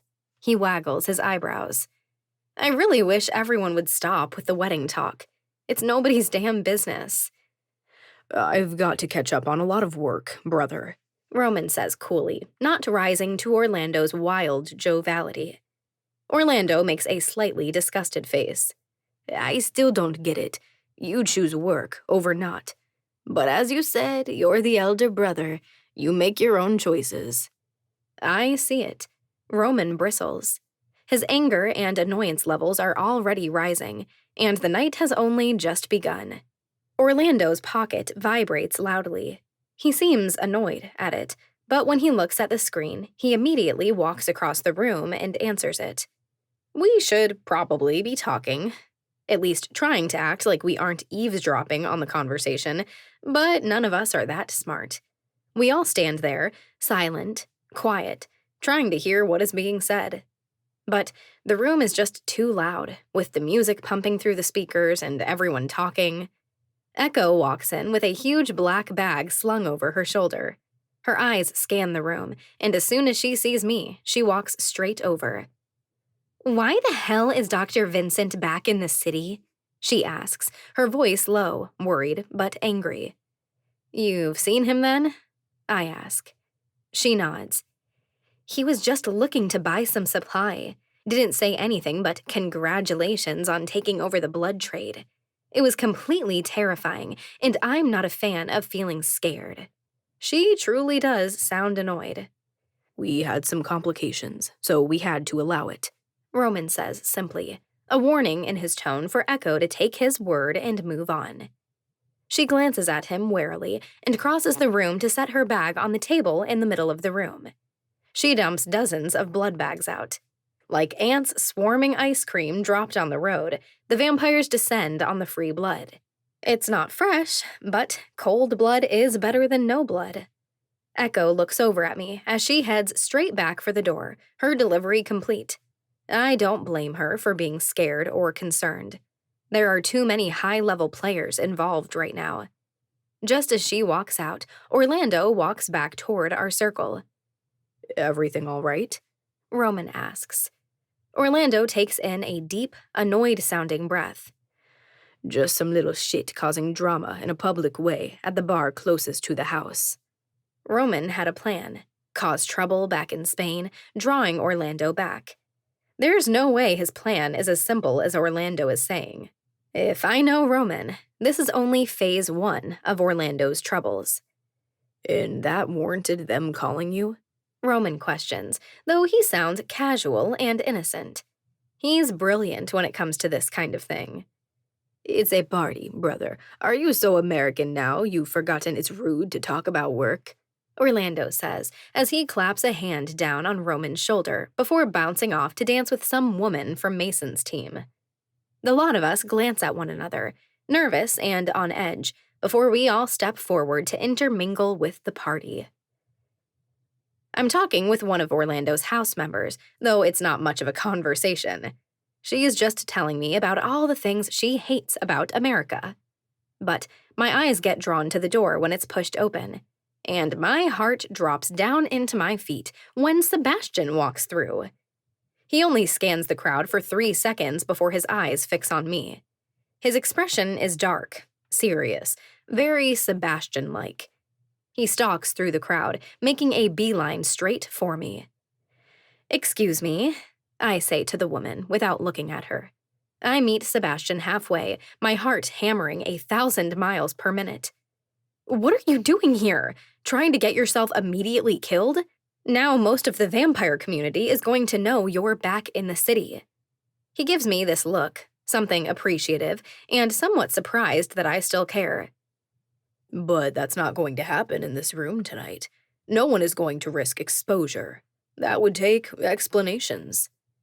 I'd sure as hell like one, I hiss. What are you doing here? Evaluating this little shit to see if he's the root of the problem. Santiago thought he could take you, throw you to the king. I'm just here to see if Orlando is the breeder of such behavior, he says, keeping his tone low and quiet.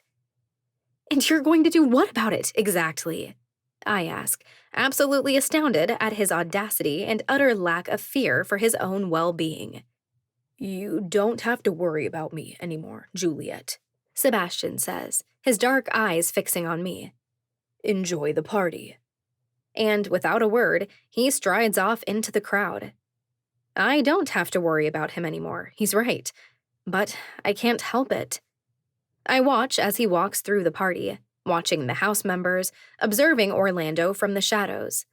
It doesn't take long before our local vampires start noticing him. I see it as their expressions darken. As hands curl into fists, they whisper to one another. Tension begins leaking into the room. But Sebastian was right. Here, in a room with the royals we are so desperate to get rid of, they can't do a damn thing. Sebastian is safe here. My eyes seek out Roman, and I find him across the room, standing in the shadows, watching Sebastian like a hawk. His arms are folded over his chest.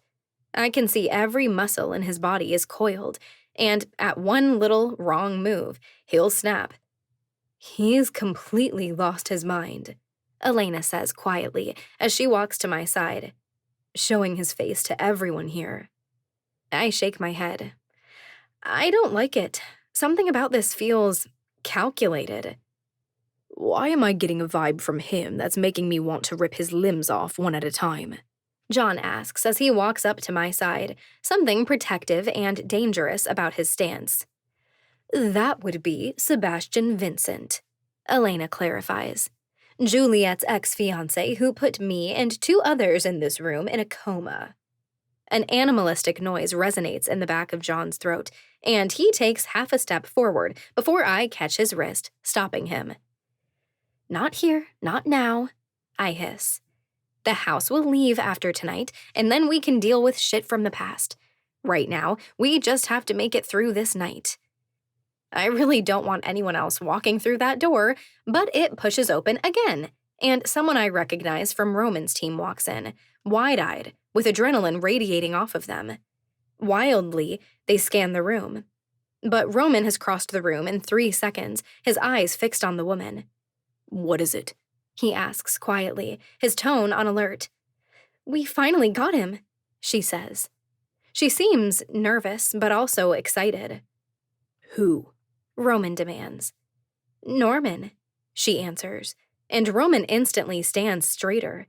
He looks over his shoulders, tracking Orlando in the room. When he finds Orlando drinking from a blood bag, swaying to the music with 2 women on either side of him, Roman strides toward the door. Take me to him, Roman growls. Oh boy, this is bad, bad timing. The moment Roman walks out the doors, I turn to see Orlando's eyes catch sight of Roman's retreating form. His eyes stay fixed on the door for just a moment in contemplation, and then his feet are moving across the space. Shit. How long is the flight from here back to Spain? I ask, casually stepping in Orlando's way. But Orlando doesn't stop. With serious, fixed eyes, he steps around me and goes straight for the door. Slightly panicked, I follow after him. I was thinking about that trip to Switzerland. I start rambling quickly as Orlando goes straight for the second elevator and presses the button. He curses something under his breath about the buildings in this city being too damn tall. I've never been to Europe. Does it really look like the pictures you see online? The doors open and Orlando steps inside, and not knowing what else to do, I step right in after him. You're not very good at this, Orlando says, without looking at me. He stares straight ahead at his own reflection. hiding when something more serious is going on. Oh, there's always something bad going on in my world, I say, trying not to let the panic set in. It's kind of just the norm when your mother gets murdered within hours of your birth. Things kept getting progressively worse from there. That gets his attention, and he looks over at me with furrowed brows. But we don't have that far until the ground level, and the elevator dings and slides open. Orlando doesn't wait to hear the rest of my story. He strides straight out, following after Roman's retreating form out the front doors. 3 years, Roman says as soon as he walks outside. He's facing a man being held between two of Roman's best security team members. The man has long hair that falls into his face in dirty, tangled locks. And the look in his eyes, there's something absolutely chilling in them. I glance at Roman, and there's a look of utter hatred and disgust on his face. Roman takes a step forward. 5 women, 3 children, and the call to the newspaper. Roman shakes his head. The man, Norman, someone called him, spits in Roman's direction, yanking hard against his captors, but he gains no room. You act so noble, DeLuca. The number of bodies you have dropped shadows my count tenfold. A sound deadly and angry resonates in the back of Roman's throat. But the hands of your victims were clean. Mine were not. What did this Norman do to cause this level of disgust from Roman? Women, children, a call to the newspaper. Exposure is one of our greatest threats. Was it arrogance or stupidity that brought you back to my city? Roman asks darkly as he stops in front of Norman, their noses only 6 inches apart. This city doesn't belong to you, Norman growls. Quit pretending you're king. Let us vampires be vampires. He sucks in a wet gasp. Roman's hand plunges into the man's chest, more than wrist deep. I'll never forget the sound of tissue tearing as Roman pulls his fist back. Norman's eyes are wide, getting just half a second to take a look at his own heart in Roman's clenched hand. And then, the light dies in his eyes. His body goes slack. Roman's guards let him fall to the ground, landing on his face. The slow clapping coming from beside me makes my blood go cold. Orlando takes a step forward, toward his brother. He smiles, something wicked and utterly pleased in his eyes. Bien hecho, hermano. Well done.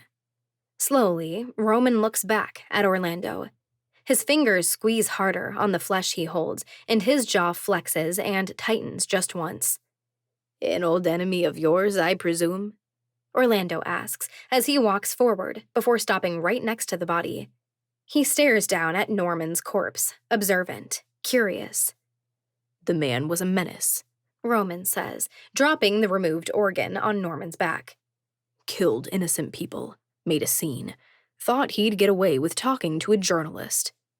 Orlando looks up at Roman, his eyebrows slightly raised, satisfied surprise in his expression. It's in your blood. I think I have an idea, brother. I really don't like Orlando's ideas. Roman squats beside Norman and grabs a hold of the hem of his jacket. He uses the fabric to wipe the blood from his hand. When Roman does not respond, Orlando dives right in. You may not want to return home to the house of Badillo, he says. But you were obviously born to do this. You've been doing the job of a royal without even remembering you are one. Roman stands, facing the brother who looks so much like him. Orlando folds his arms over his chest. Chicago is under the jurisdiction of the House of Alloway, but every vampire who has ever met them knows they're incapable idiots. With time and proven effort, I know the king to be a reasonable man. My skin feels cold the moment the king is mentioned. My palms feel practically numb. You are more than capable of ruling this area, brother, Orlando continues, a grin slowly growing on his lips. And governing it does need. You have the royal blood. You have the skills. I think you treat this city you quizzically love so much as if it were your right to rule it. I propose you rule Chicago as the House of DeLuca, and In time, we will get Cyrus to recognize it officially. Oh. Oh. This I never would have seen coming. A truce of sorts. Orlando gets to keep his throne, but he gets to keep his tie to Roman open. The honor and prestige are still there, even if Roman has no interest in returning to Spain. Deal, Roman says, shocking the hell out of me. I see it in his eyes that he's calculating every repercussion and outcome of this decision and deal. You'll back me with the king if the opportunity arises? 1000%, Orlando says, with a maniacal grin. He extends his hand, and after only a moment of hesitation, Roman shakes it. Let's go share the good news. Everyone important is already gathered, aren't they? I don't know what to make of that last part, but Roman doesn't react in any way that gives me something to worry about. He simply turns with Orlando, leaving the body to be cleaned up by Roman's crew, which he's now allowed to have without detection from Orlando to worry about. Together, they walk back into the building. I catch Roman's eyes as he passes by me. He has a damn good poker face. He's almost playing it off like he expected this was always the way things were going to go. Even though this is so far out of left field, my head is spinning. Once again, he proves himself every bit the capable royal his younger brother is. We all pile into the elevator, and Orlando talks excitedly about forming a house, about literal, physical locations, about how to pick people Roman can trust. He starts calculating if the Alloways were to be murdered, could the king make the switch official soon? How the hell did this day take a turn in this direction? The elevator opens back up, and we walk back into the party. But it no longer seems like a party. No one is acting happy and easy. There's tension in the air. It's too quiet, except for the loud pumping of the speaker system. They all have eyes. They all saw Roman leave, followed by Orlando. And they can sense that something is different as soon as the two brothers walk back in. Ladies and gentlemen, Orlando shouts as he walks through the crowd to the front of the club, standing in front of the floor-to-ceiling windows. You have all been very generous hosts to the house of Badillo. I've never visited Chicago before, but I have to say, the danger that surrounds this city, well, the reputation seems well suited. We all gather around. Everyone holds on to his every word. No one is going to relax until he and his people are on a plane and in the air. The other council members gather beside me, Sebastian hanging back in the darkness. I search out Roman's hand, interlacing our fingers, and waiting with so much anxiety, I think I'd like to raid the hospital pharmacy for the first time and find a sedative. Reuniting with my brother was something I wasn't sure would ever be possible, Orlando says, further confirming to more people that Roman is, in fact, a royal. After so many years, I had to assume him dead. But then his picture came up, and here I found him. Learned he has a beautiful girlfriend who is the feistiest thing I've ever met. He laughs, and a few others laugh with him for his sake. I just meet Orlando's eyes and try to smile, but I know I'm doing a shit job. Who would have guessed that my brother would choose to stay here, in the city he loves? Who would ever guess that he would refuse to return to the country of his birth? The tension in the air doubles at Orlando's acknowledgement of the elephant in the room. But my brother is a born leader. He is absolutely capable, and it seems a shame to let his talents go to waste. So... Orlando draws the words out with dramatic effect. He and I have devised a plan. You will look at Roman di Luca, as he seems to prefer to be called now, as your local regent. His royal blood gives him every right to rule, and since your current regents are a couple of idiots, it's long past time for a change. And if we have any luck, this will be ruled in officially by the king in no time at all. Orlando looks over at Roman, and he looks absolutely pleased and so proud. He slowly walks forward, pacing before the crowd. As you know, the king values secrecy above all else. It is how our kind existed for millennia. As royals, this is our #1 job. So, to help you along in your newly appointed role, brother, I'll take care of one little issue that's been overlooked for a few too many days." Something shiny and sharp flashes under the dim lights. And suddenly, Elena gives a gasp that quickly turns wet. Orlando stands before her, a knife clenched in his hand, buried deep in Elena's heart. "Parties with hundreds of vampires tend to draw attention," Orlando hisses as he watches the panic in her eyes. "Let's not let that happen again." Screams slip from more than one throat. Mason bellows and darts forward, catching his sister.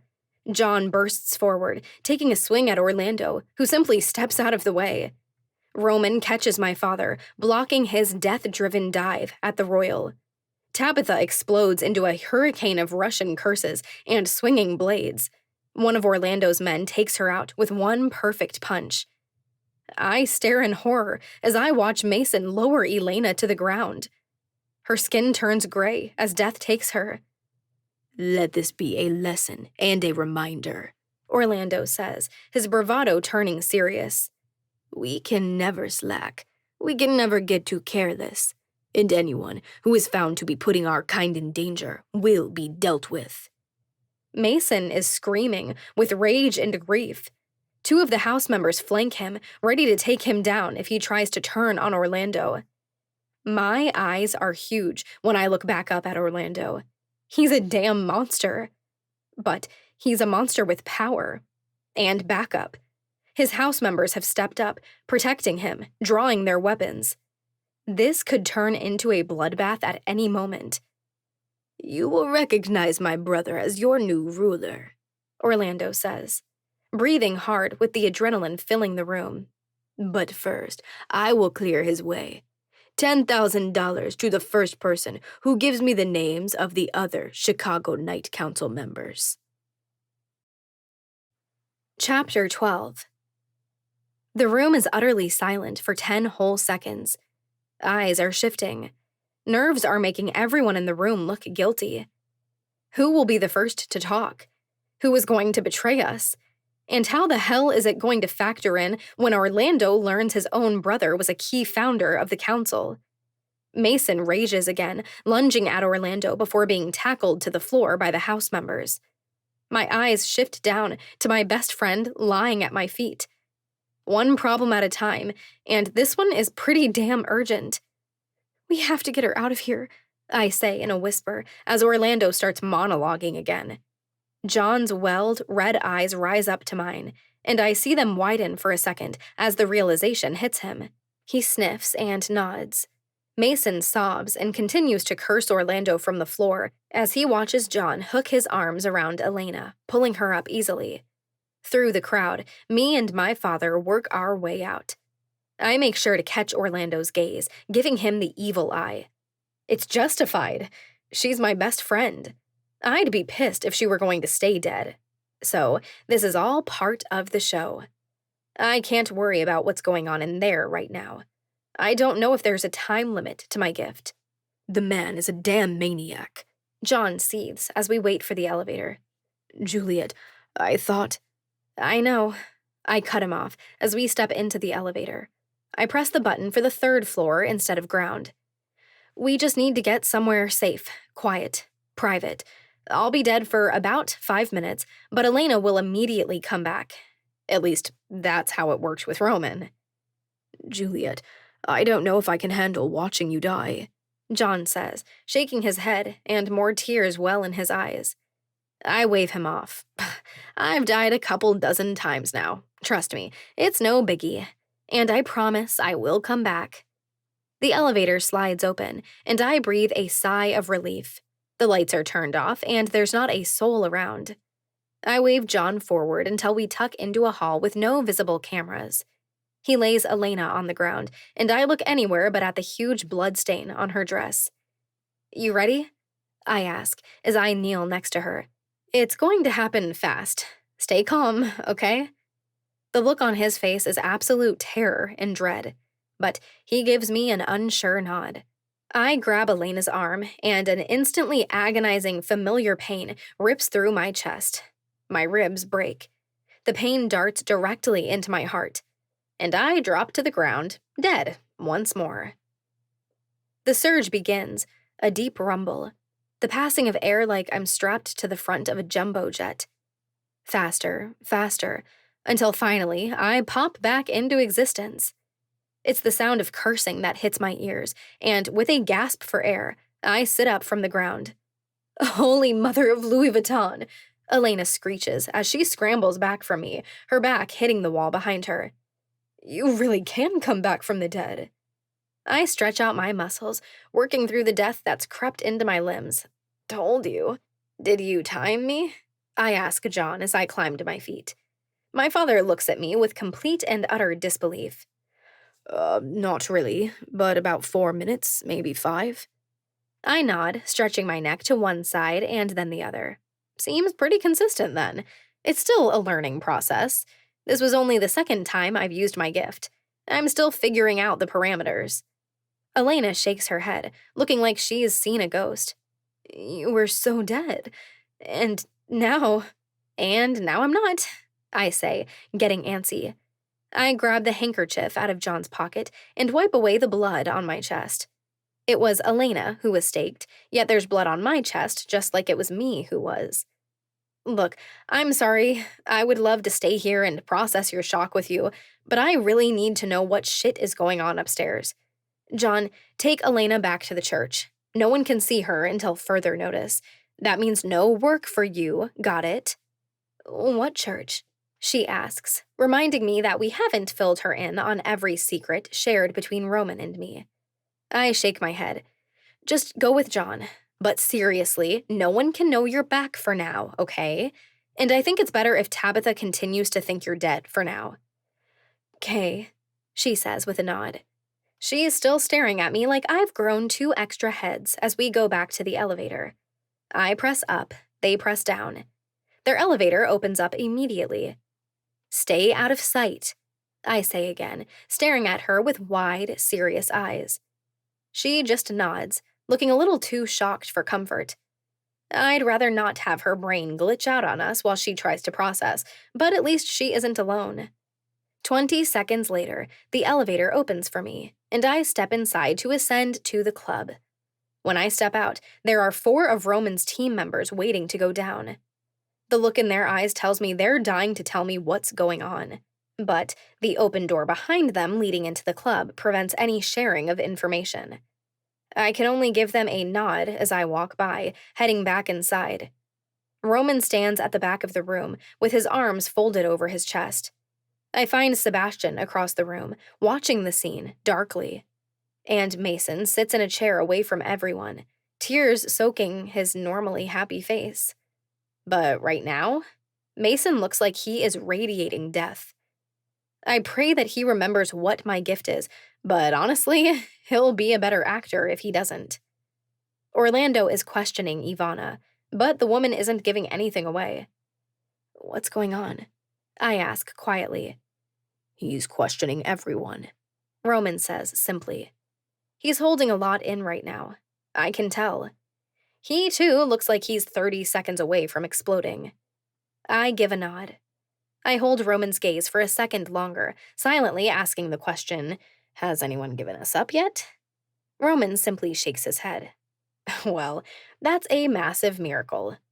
Orlando turns away from Ivana, his eyes sweeping the space until they land on me. Casually, predatorily, he saunters over. And what about you, Juliet? Do you have any information to give about the Night Council? I put on my best actor's face. I will my eyes to well, though I don't let tears fall. It isn't hard to summon. All I have to do is let the stress surface. You need to stop playing games, Orlando. These are real people, real lives. You just said you trust Roman, so let him do his job. Orlando gives a slight crook of his head, one that acknowledges that I didn't answer his question. But what kind of brother would I be if I just left things a mess? One who displays a little confidence, Roman says darkly. Orlando grins as he looks over at Roman. Oh, I have confidence, Roman. He says the name with sarcastic drama.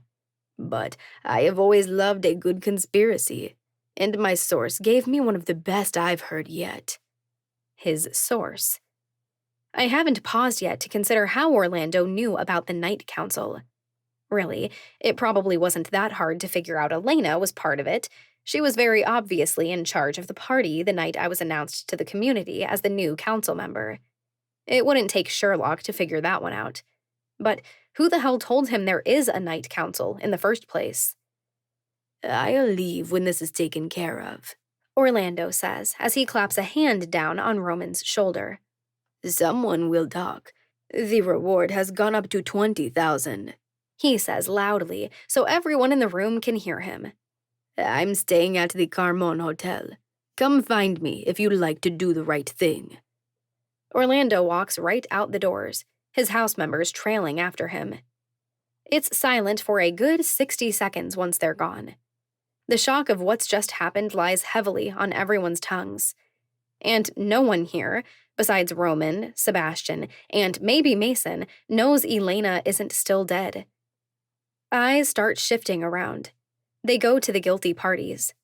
Mason, Roman, myself, and Sebastian. No one gave us up. But it isn't safe to talk right now. Anyone could still be listening from the house. And who is the one who betrayed us? I don't want to think it's anyone we've trusted, but who the hell knows?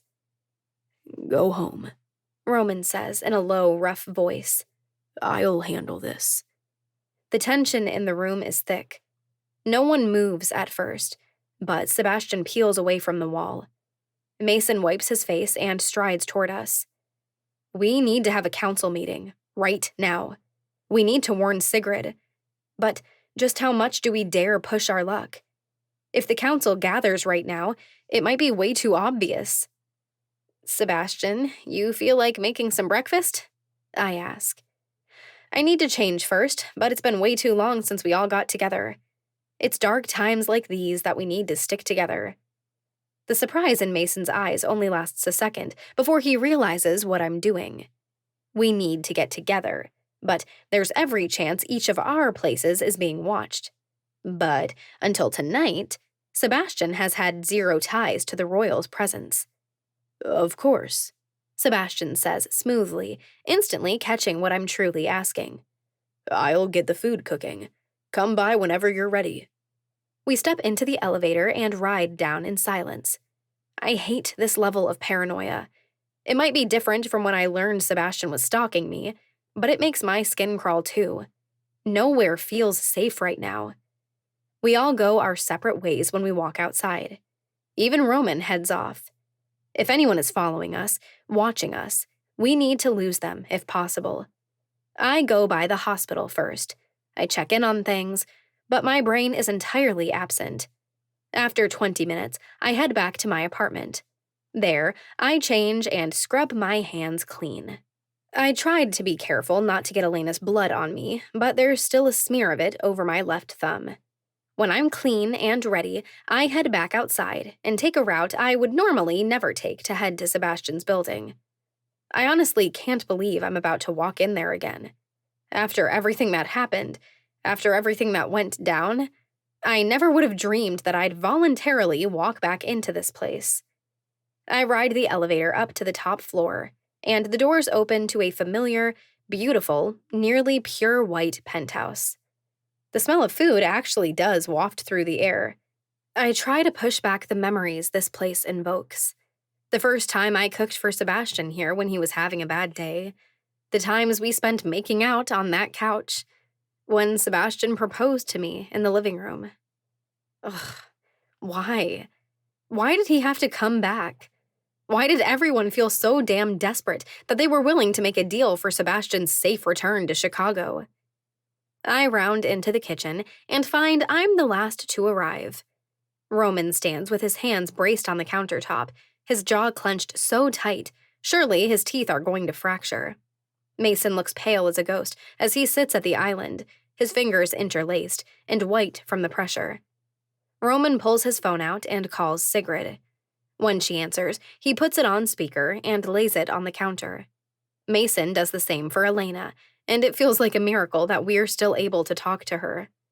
I've already caught everyone up on what's going on, Roman says. There might have been a brief intermission, but he never stopped working. He never does. It's only a matter of time before someone caves and tells Orlando who the rest of us are. Then we take control of the situation, Sebastian says as he lays a plate of bacon on the counter. We don't wait until someone cracks. One of us should go to Orlando. Are you crazy? Elena barks from the device on the counter.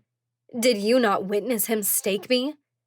Yes, but here you are talking to us, Sebastian says as he braces his hands against the counter, his eyes sliding to mine. People move on when they think their enemies are dead. What better way to get rid of the house for good? Why would they ever take a second look if they think we are all gone? One of my brows arches. Sebastian has a point. You want me to just hand the council over, one by one, to die at my maniac brother's hands? Roman growls, his eyes dark. He might be right, I say, hating that I'm siding with Sebastian at the moment. I think Orlando is being genuine when he says he wants to clear the path for you by taking out anyone who thinks they have any right to govern the city. If he can kill us all, Orlando would have no reason to think anything wasn't going according to plan. I humbly request that my name be left out of this scheme for the sake of my people, Sigrid says from the phone. Unless any of you have reason to believe otherwise, the house does not know about the other half of the population of this city. If it can be avoided, I would rather not put my kind at risk. I nod. We didn't tell Superintendent Day about the gifted. I don't know why we couldn't get away with leaving the gifted out of the conversation with the house. The fewer people we put at risk, the better. Mason agrees as he brushes 2 fingers across his lips. So what's the plan then? Let Orlando take us out, one by one? Not going to lie, I don't love that kind of anticipation. You can be the first then, Sebastian says. All attention shifts back to him. I think it should be me. Not that I need the money he's offering, but I haven't been involved yet. Hence, you're all here when I know you'd all rather just kill me and get this over with. Orlando will believe me, that I have no loyalty to the council. The bad blood is hard to miss. No one says anything immediately, because it's extremely uncomfortable how true Sebastian's words are. I'll feed Orlando Mason's name, and then Juliet. He won't know Sigrid was involved. And then someone is going to have to betray me and give Orlando my name as the last council member. Then he will have no reason not to leave the city. The apprehension on each of their faces is real. It's a risk to them, a huge gamble. We're talking about their second death, and there isn't supposed to be any such thing for vampires.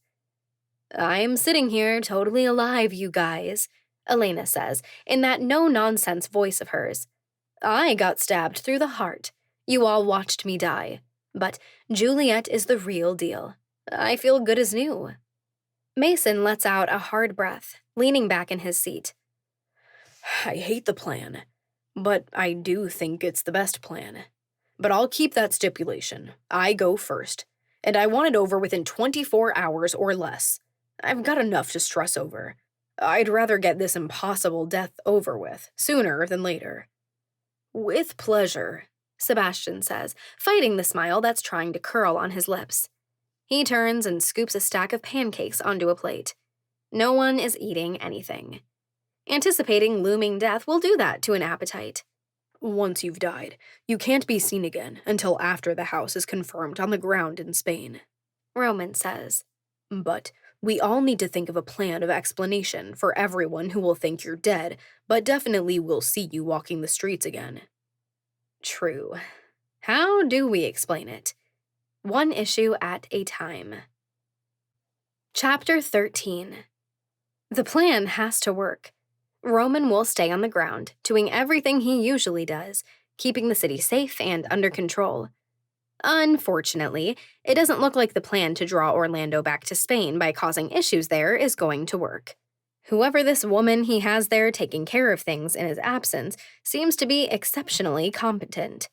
One part of our plan is failing, but fingers crossed everything from here on out works. Sigrid slips off into the dark and unknown. Sebastian will go to Orlando and tell him what he needs to hear. Mason will head for work.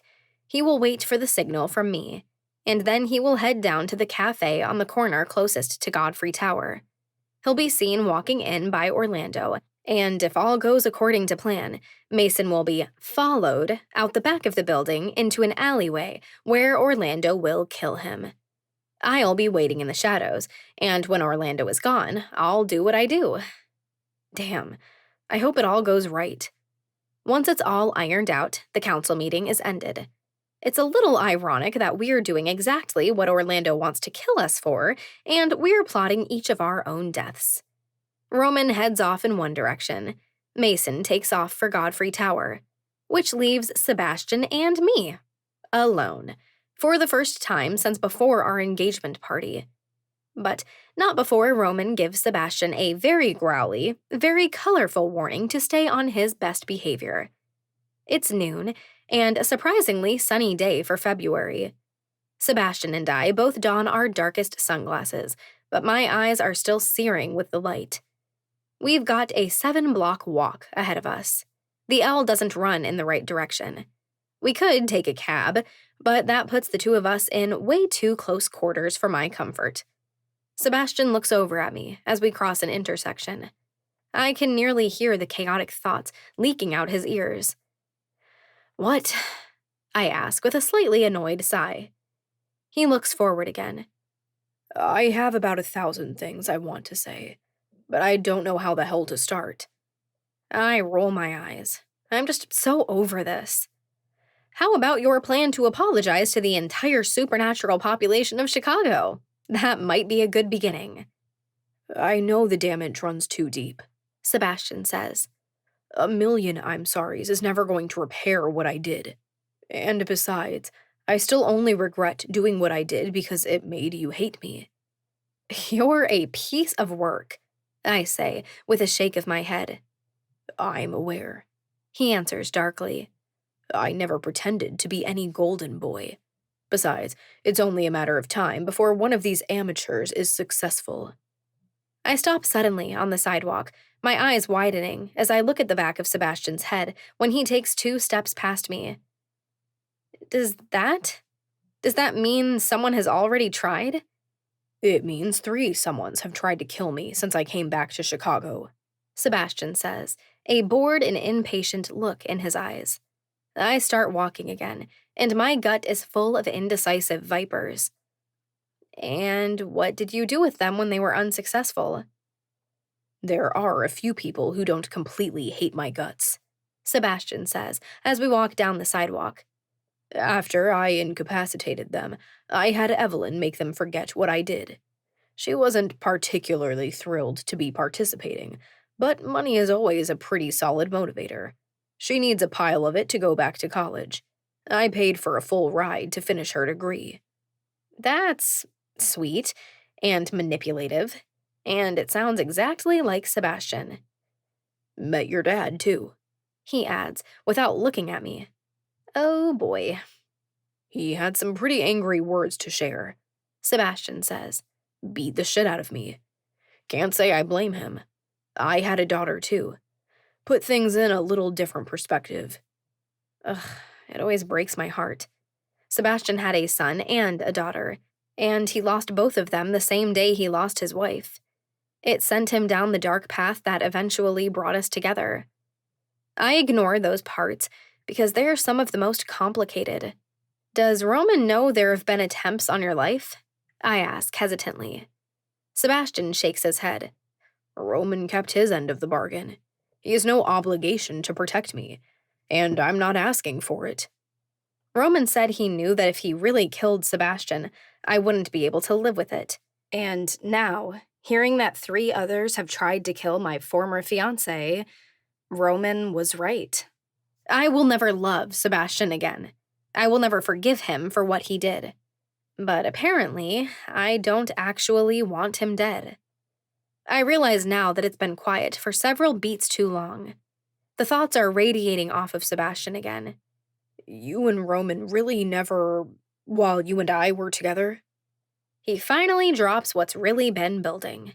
The cause of so much anger and betrayal, and one attempt at murder. Roman and I never did anything, I say. I don't have to explain myself, but I do want Sebastian to understand. When you and I were together, I was 1000% in, Sebastian. I loved you, and I truly thought I saw the rest of forever with you. Things ending between you and me? I shake my head. They never had a thing to do with Roman. Sebastian looks over at me, and I see his eyes studying the truth on my face through his sunglasses. Does he believe me? He was so convinced before that Roman and I were having an affair. But can't he see it all over me? I might have kept a lot of things from Sebastian when we were together, and just as Archer King predicted, my lies were my downfall. But that confession I just gave, it is absolute truth. You really never realized how Roman looked at you from the moment he met you? Sebastian asks, to my surprise, with genuine curiosity in his voice. I look at Sebastian, feeling just a little unsteady, confused, disconnected. People keep saying that Roman has been waiting for me, that there was something from the beginning. But apparently, I'm the world's most clueless woman, because I truly had no idea. Sebastian continues studying me. Sebastian knows me in ways no one else does. There are just some ways that no one else in this world will ever understand me, and I him. I believe you, he says, his voice low, soft. He looks ahead. But now? Now things are different, I confess. My confidence doesn't waver. I take in a deep breath, preparing myself for whatever is about to come. Things changed. Somewhere along the way, Roman became everything I need, and it was like all of the pieces of the puzzle just slid into place. Sebastian swears under his breath, looking away at nothing in particular. This is not about you, and it's not about the history between us. I push on, determination coursing through my veins. I didn't go looking for this, but somewhere along the way— You don't have to explain it, Juliet, Sebastian says, in a hard tone between clenched teeth. Everyone on the damn planet can see it just looking at the two of you. Like you two were written on the books of time as always being meant to fall for one another. Every bit of me wants to deny it, but I saw the change between you two in that cottage in Roter Himmel. Is it true? Is it really that obvious? Maybe Sebastian isn't so far off. Archer King also made a prophecy about Roman and me, long before I had any feelings toward Roman but fear. There are words at the back of my throat, something like, I'm sorry, but I'm not sorry, and I can't regret anything in my past, because it's led me right to where I need to be. You don't deserve to be miserable and alone forever, Sebastian, I say gently. I wasn't the one, and yes, I think you have some work to do on yourself, but you're one of the smartest people I know. You're so damn capable, it's astounding. Heal, Sebastian, and then you can find someone you can rise with. He is quiet when I'm finished. I know there are dark, heavy thoughts rolling through his head. I know there's a weight on his chest. I know he wants to argue with my words, but he simply stays silent. I want Sebastian to heal. He's done terrible things, but he is capable of so much love. It just can't be with me. Orlando's hotel looms just 1 block away. We wait for the light to change. I can't believe I'm saying this, but I believe everything you've said, Juliet, Sebastian says, as those dark eyes slide over to meet mine. If I had the choice, it would still be you and me forever. But I can admit that it's not what was supposed to happen. I don't have to like it, but I'm not going to stand in your way. You love Roman. Roman loves you. There will be plenty of problems the two of you have to deal with. But I won't be one of them. It's as if a vice falls from my chest. Air comes into my lungs just a little easier. I don't feel so heavy anymore. I didn't need Sebastian's blessing, but now that I have it, it feels as if an anchor has just been cut loose from my feet. Thank you, I say hoarsely. He attempts a small smile, but turns away when the crosswalk signal comes on. Without another word, we go our separate ways. Him to speak to Orlando, me to get into position and wait. I think maybe houses aren't as perfectly run as I once assumed. Orlando had spies when he first arrived, but we've been doing all kinds of shady things, and Orlando hasn't caught us over any of them. As I wait in an electronics store across the street from the hotel, I don't see anyone even watching at the door, much less watching subtly from the shadows. My guard is up, and I'm constantly scanning the people who pass by, the people who pause. But none of them throw up any red flags, and I'm fairly sure I'm paranoid enough to see if something was off. 10 minutes go by, then 15, and when it's been 21 minutes, the doors to the hotel open, and Sebastian steps out into the sunlight, sunglasses in place, Orlando at his heels, accompanied by Javier and one other house member. They take a right and set off down the sidewalk. I trail behind them a good 100 yards. Good thing I've got this vampiric eyesight, or I'd never be able to keep track of them. Sebastian leads Orlando and crew through the streets until, finally, the place is just ahead. Poor Mason. Anticipating what should be an impossible death can't be fun. Vampires are supposed to stay dead when they get staked through the heart. It's a hard rule. Yet, he watched that very thing happen to his twin sister, and he's talked to her and seen her since. So, he just has to trust in my seemingly impossible gift. "I'm here," Mason texts. And it's just in time, because right then, Sebastian steps into the coffee shop. I peel off to the side, entering the alleyway from the other direction. I haul myself onto a fire escape, tucking myself behind a mound of garbage and broken wood that shouldn't be there. I stay back, a good 30 yards from the back door to the shop. My ears strain to pick out voices from inside. I can hear people talking, but with this much surrounding noise and from this distance, I can't make out any words. My wait isn't long, though. Just 30 seconds later, that back door bursts open. Orlando's fingers are gripped around the lapels of Mason's suit, and he shoves him back until Mason's head smacks back against the brick wall of the next building. "You think you can just do the job of a royal without royal blood?" Orlando says, his voice quaking with adrenaline, mania, and rage. "Someone has to give a damn about this area," Mason says, his voice filled with venom. "But it won't be you," Orlando growls. And I nearly scream when Roman's brother shoves a stake into Mason's chest. My hands fly to cover my mouth. I know I'll bring him back in just a few minutes, but seeing the way Mason's eyes widen, hearing his wet gasp, all I can think is that one of the very best people on this planet is about to die. Orlando mutters a curse as he yanks the stake from Mason's bleeding chest. Mason goes to his knees, and I watch it as his eyes lose their life. His skin turns gray. "You know, I thought money would be a great motivator to get anyone, to speak up," Orlando says as he looks at the stake in his hand, dripping with blood. "But you're the only vampire in this whole city to come forward. I think maybe that says something about you." Sebastian steps into my line of sight. "It says I have no loyalty to anyone in this city but myself." Orlando gives him an appraising look. "Javier will give you half now, the other half when you get me the names of the other council members." Sebastian nods. "I'll get them. Give me a few days, and you'll have your names." Orlando nods and tosses the bloody stake into a dumpster filled with food scraps.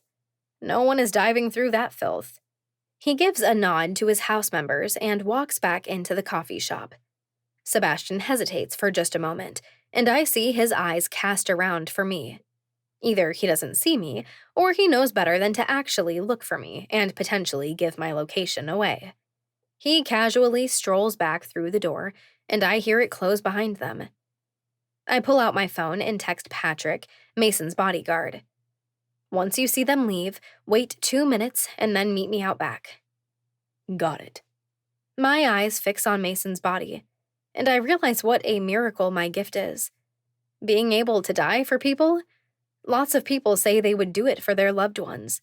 I can actually do it. Mason lies there, still and motionless. To any other vampire, there would be no coming back. But in just a few minutes, he'll wake right back up. They're gone, Patrick texts. I look down the alley, and right on time, a black car parks at the curb. 2 seconds later, the large and intimidating-looking man rounds the vehicle and walks down the alley. I swing down from my hiding spot, landing with ease on my feet. Everything went smoothly? Patrick asks as he squats and scoops Mason's limp form into his arms. All according to plan, I say with a nod. I follow after Patrick and scan the road when I reach the car. No one can see anything. I pull the back door open, and Patrick settles Mason into the seat, as if he were going out for an errand. Patrick and I both round the car, and simultaneously we drop into our seats. Please don't freak, I say as he puts the car into drive. He is going to wake up instantly. I'll immediately die. I'm going to stay dead for about 5 minutes, but I will come back, I swear. Patrick shakes his head.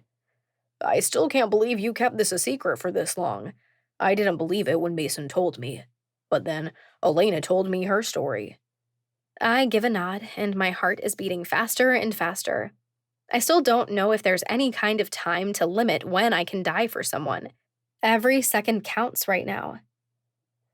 Okay, here it goes, I say, cracking my neck one way and then the other. I press my hand to the side of Mason's neck, and pain instantly explodes from my chest as if I were the one staked. And then, death comes to greet me once again.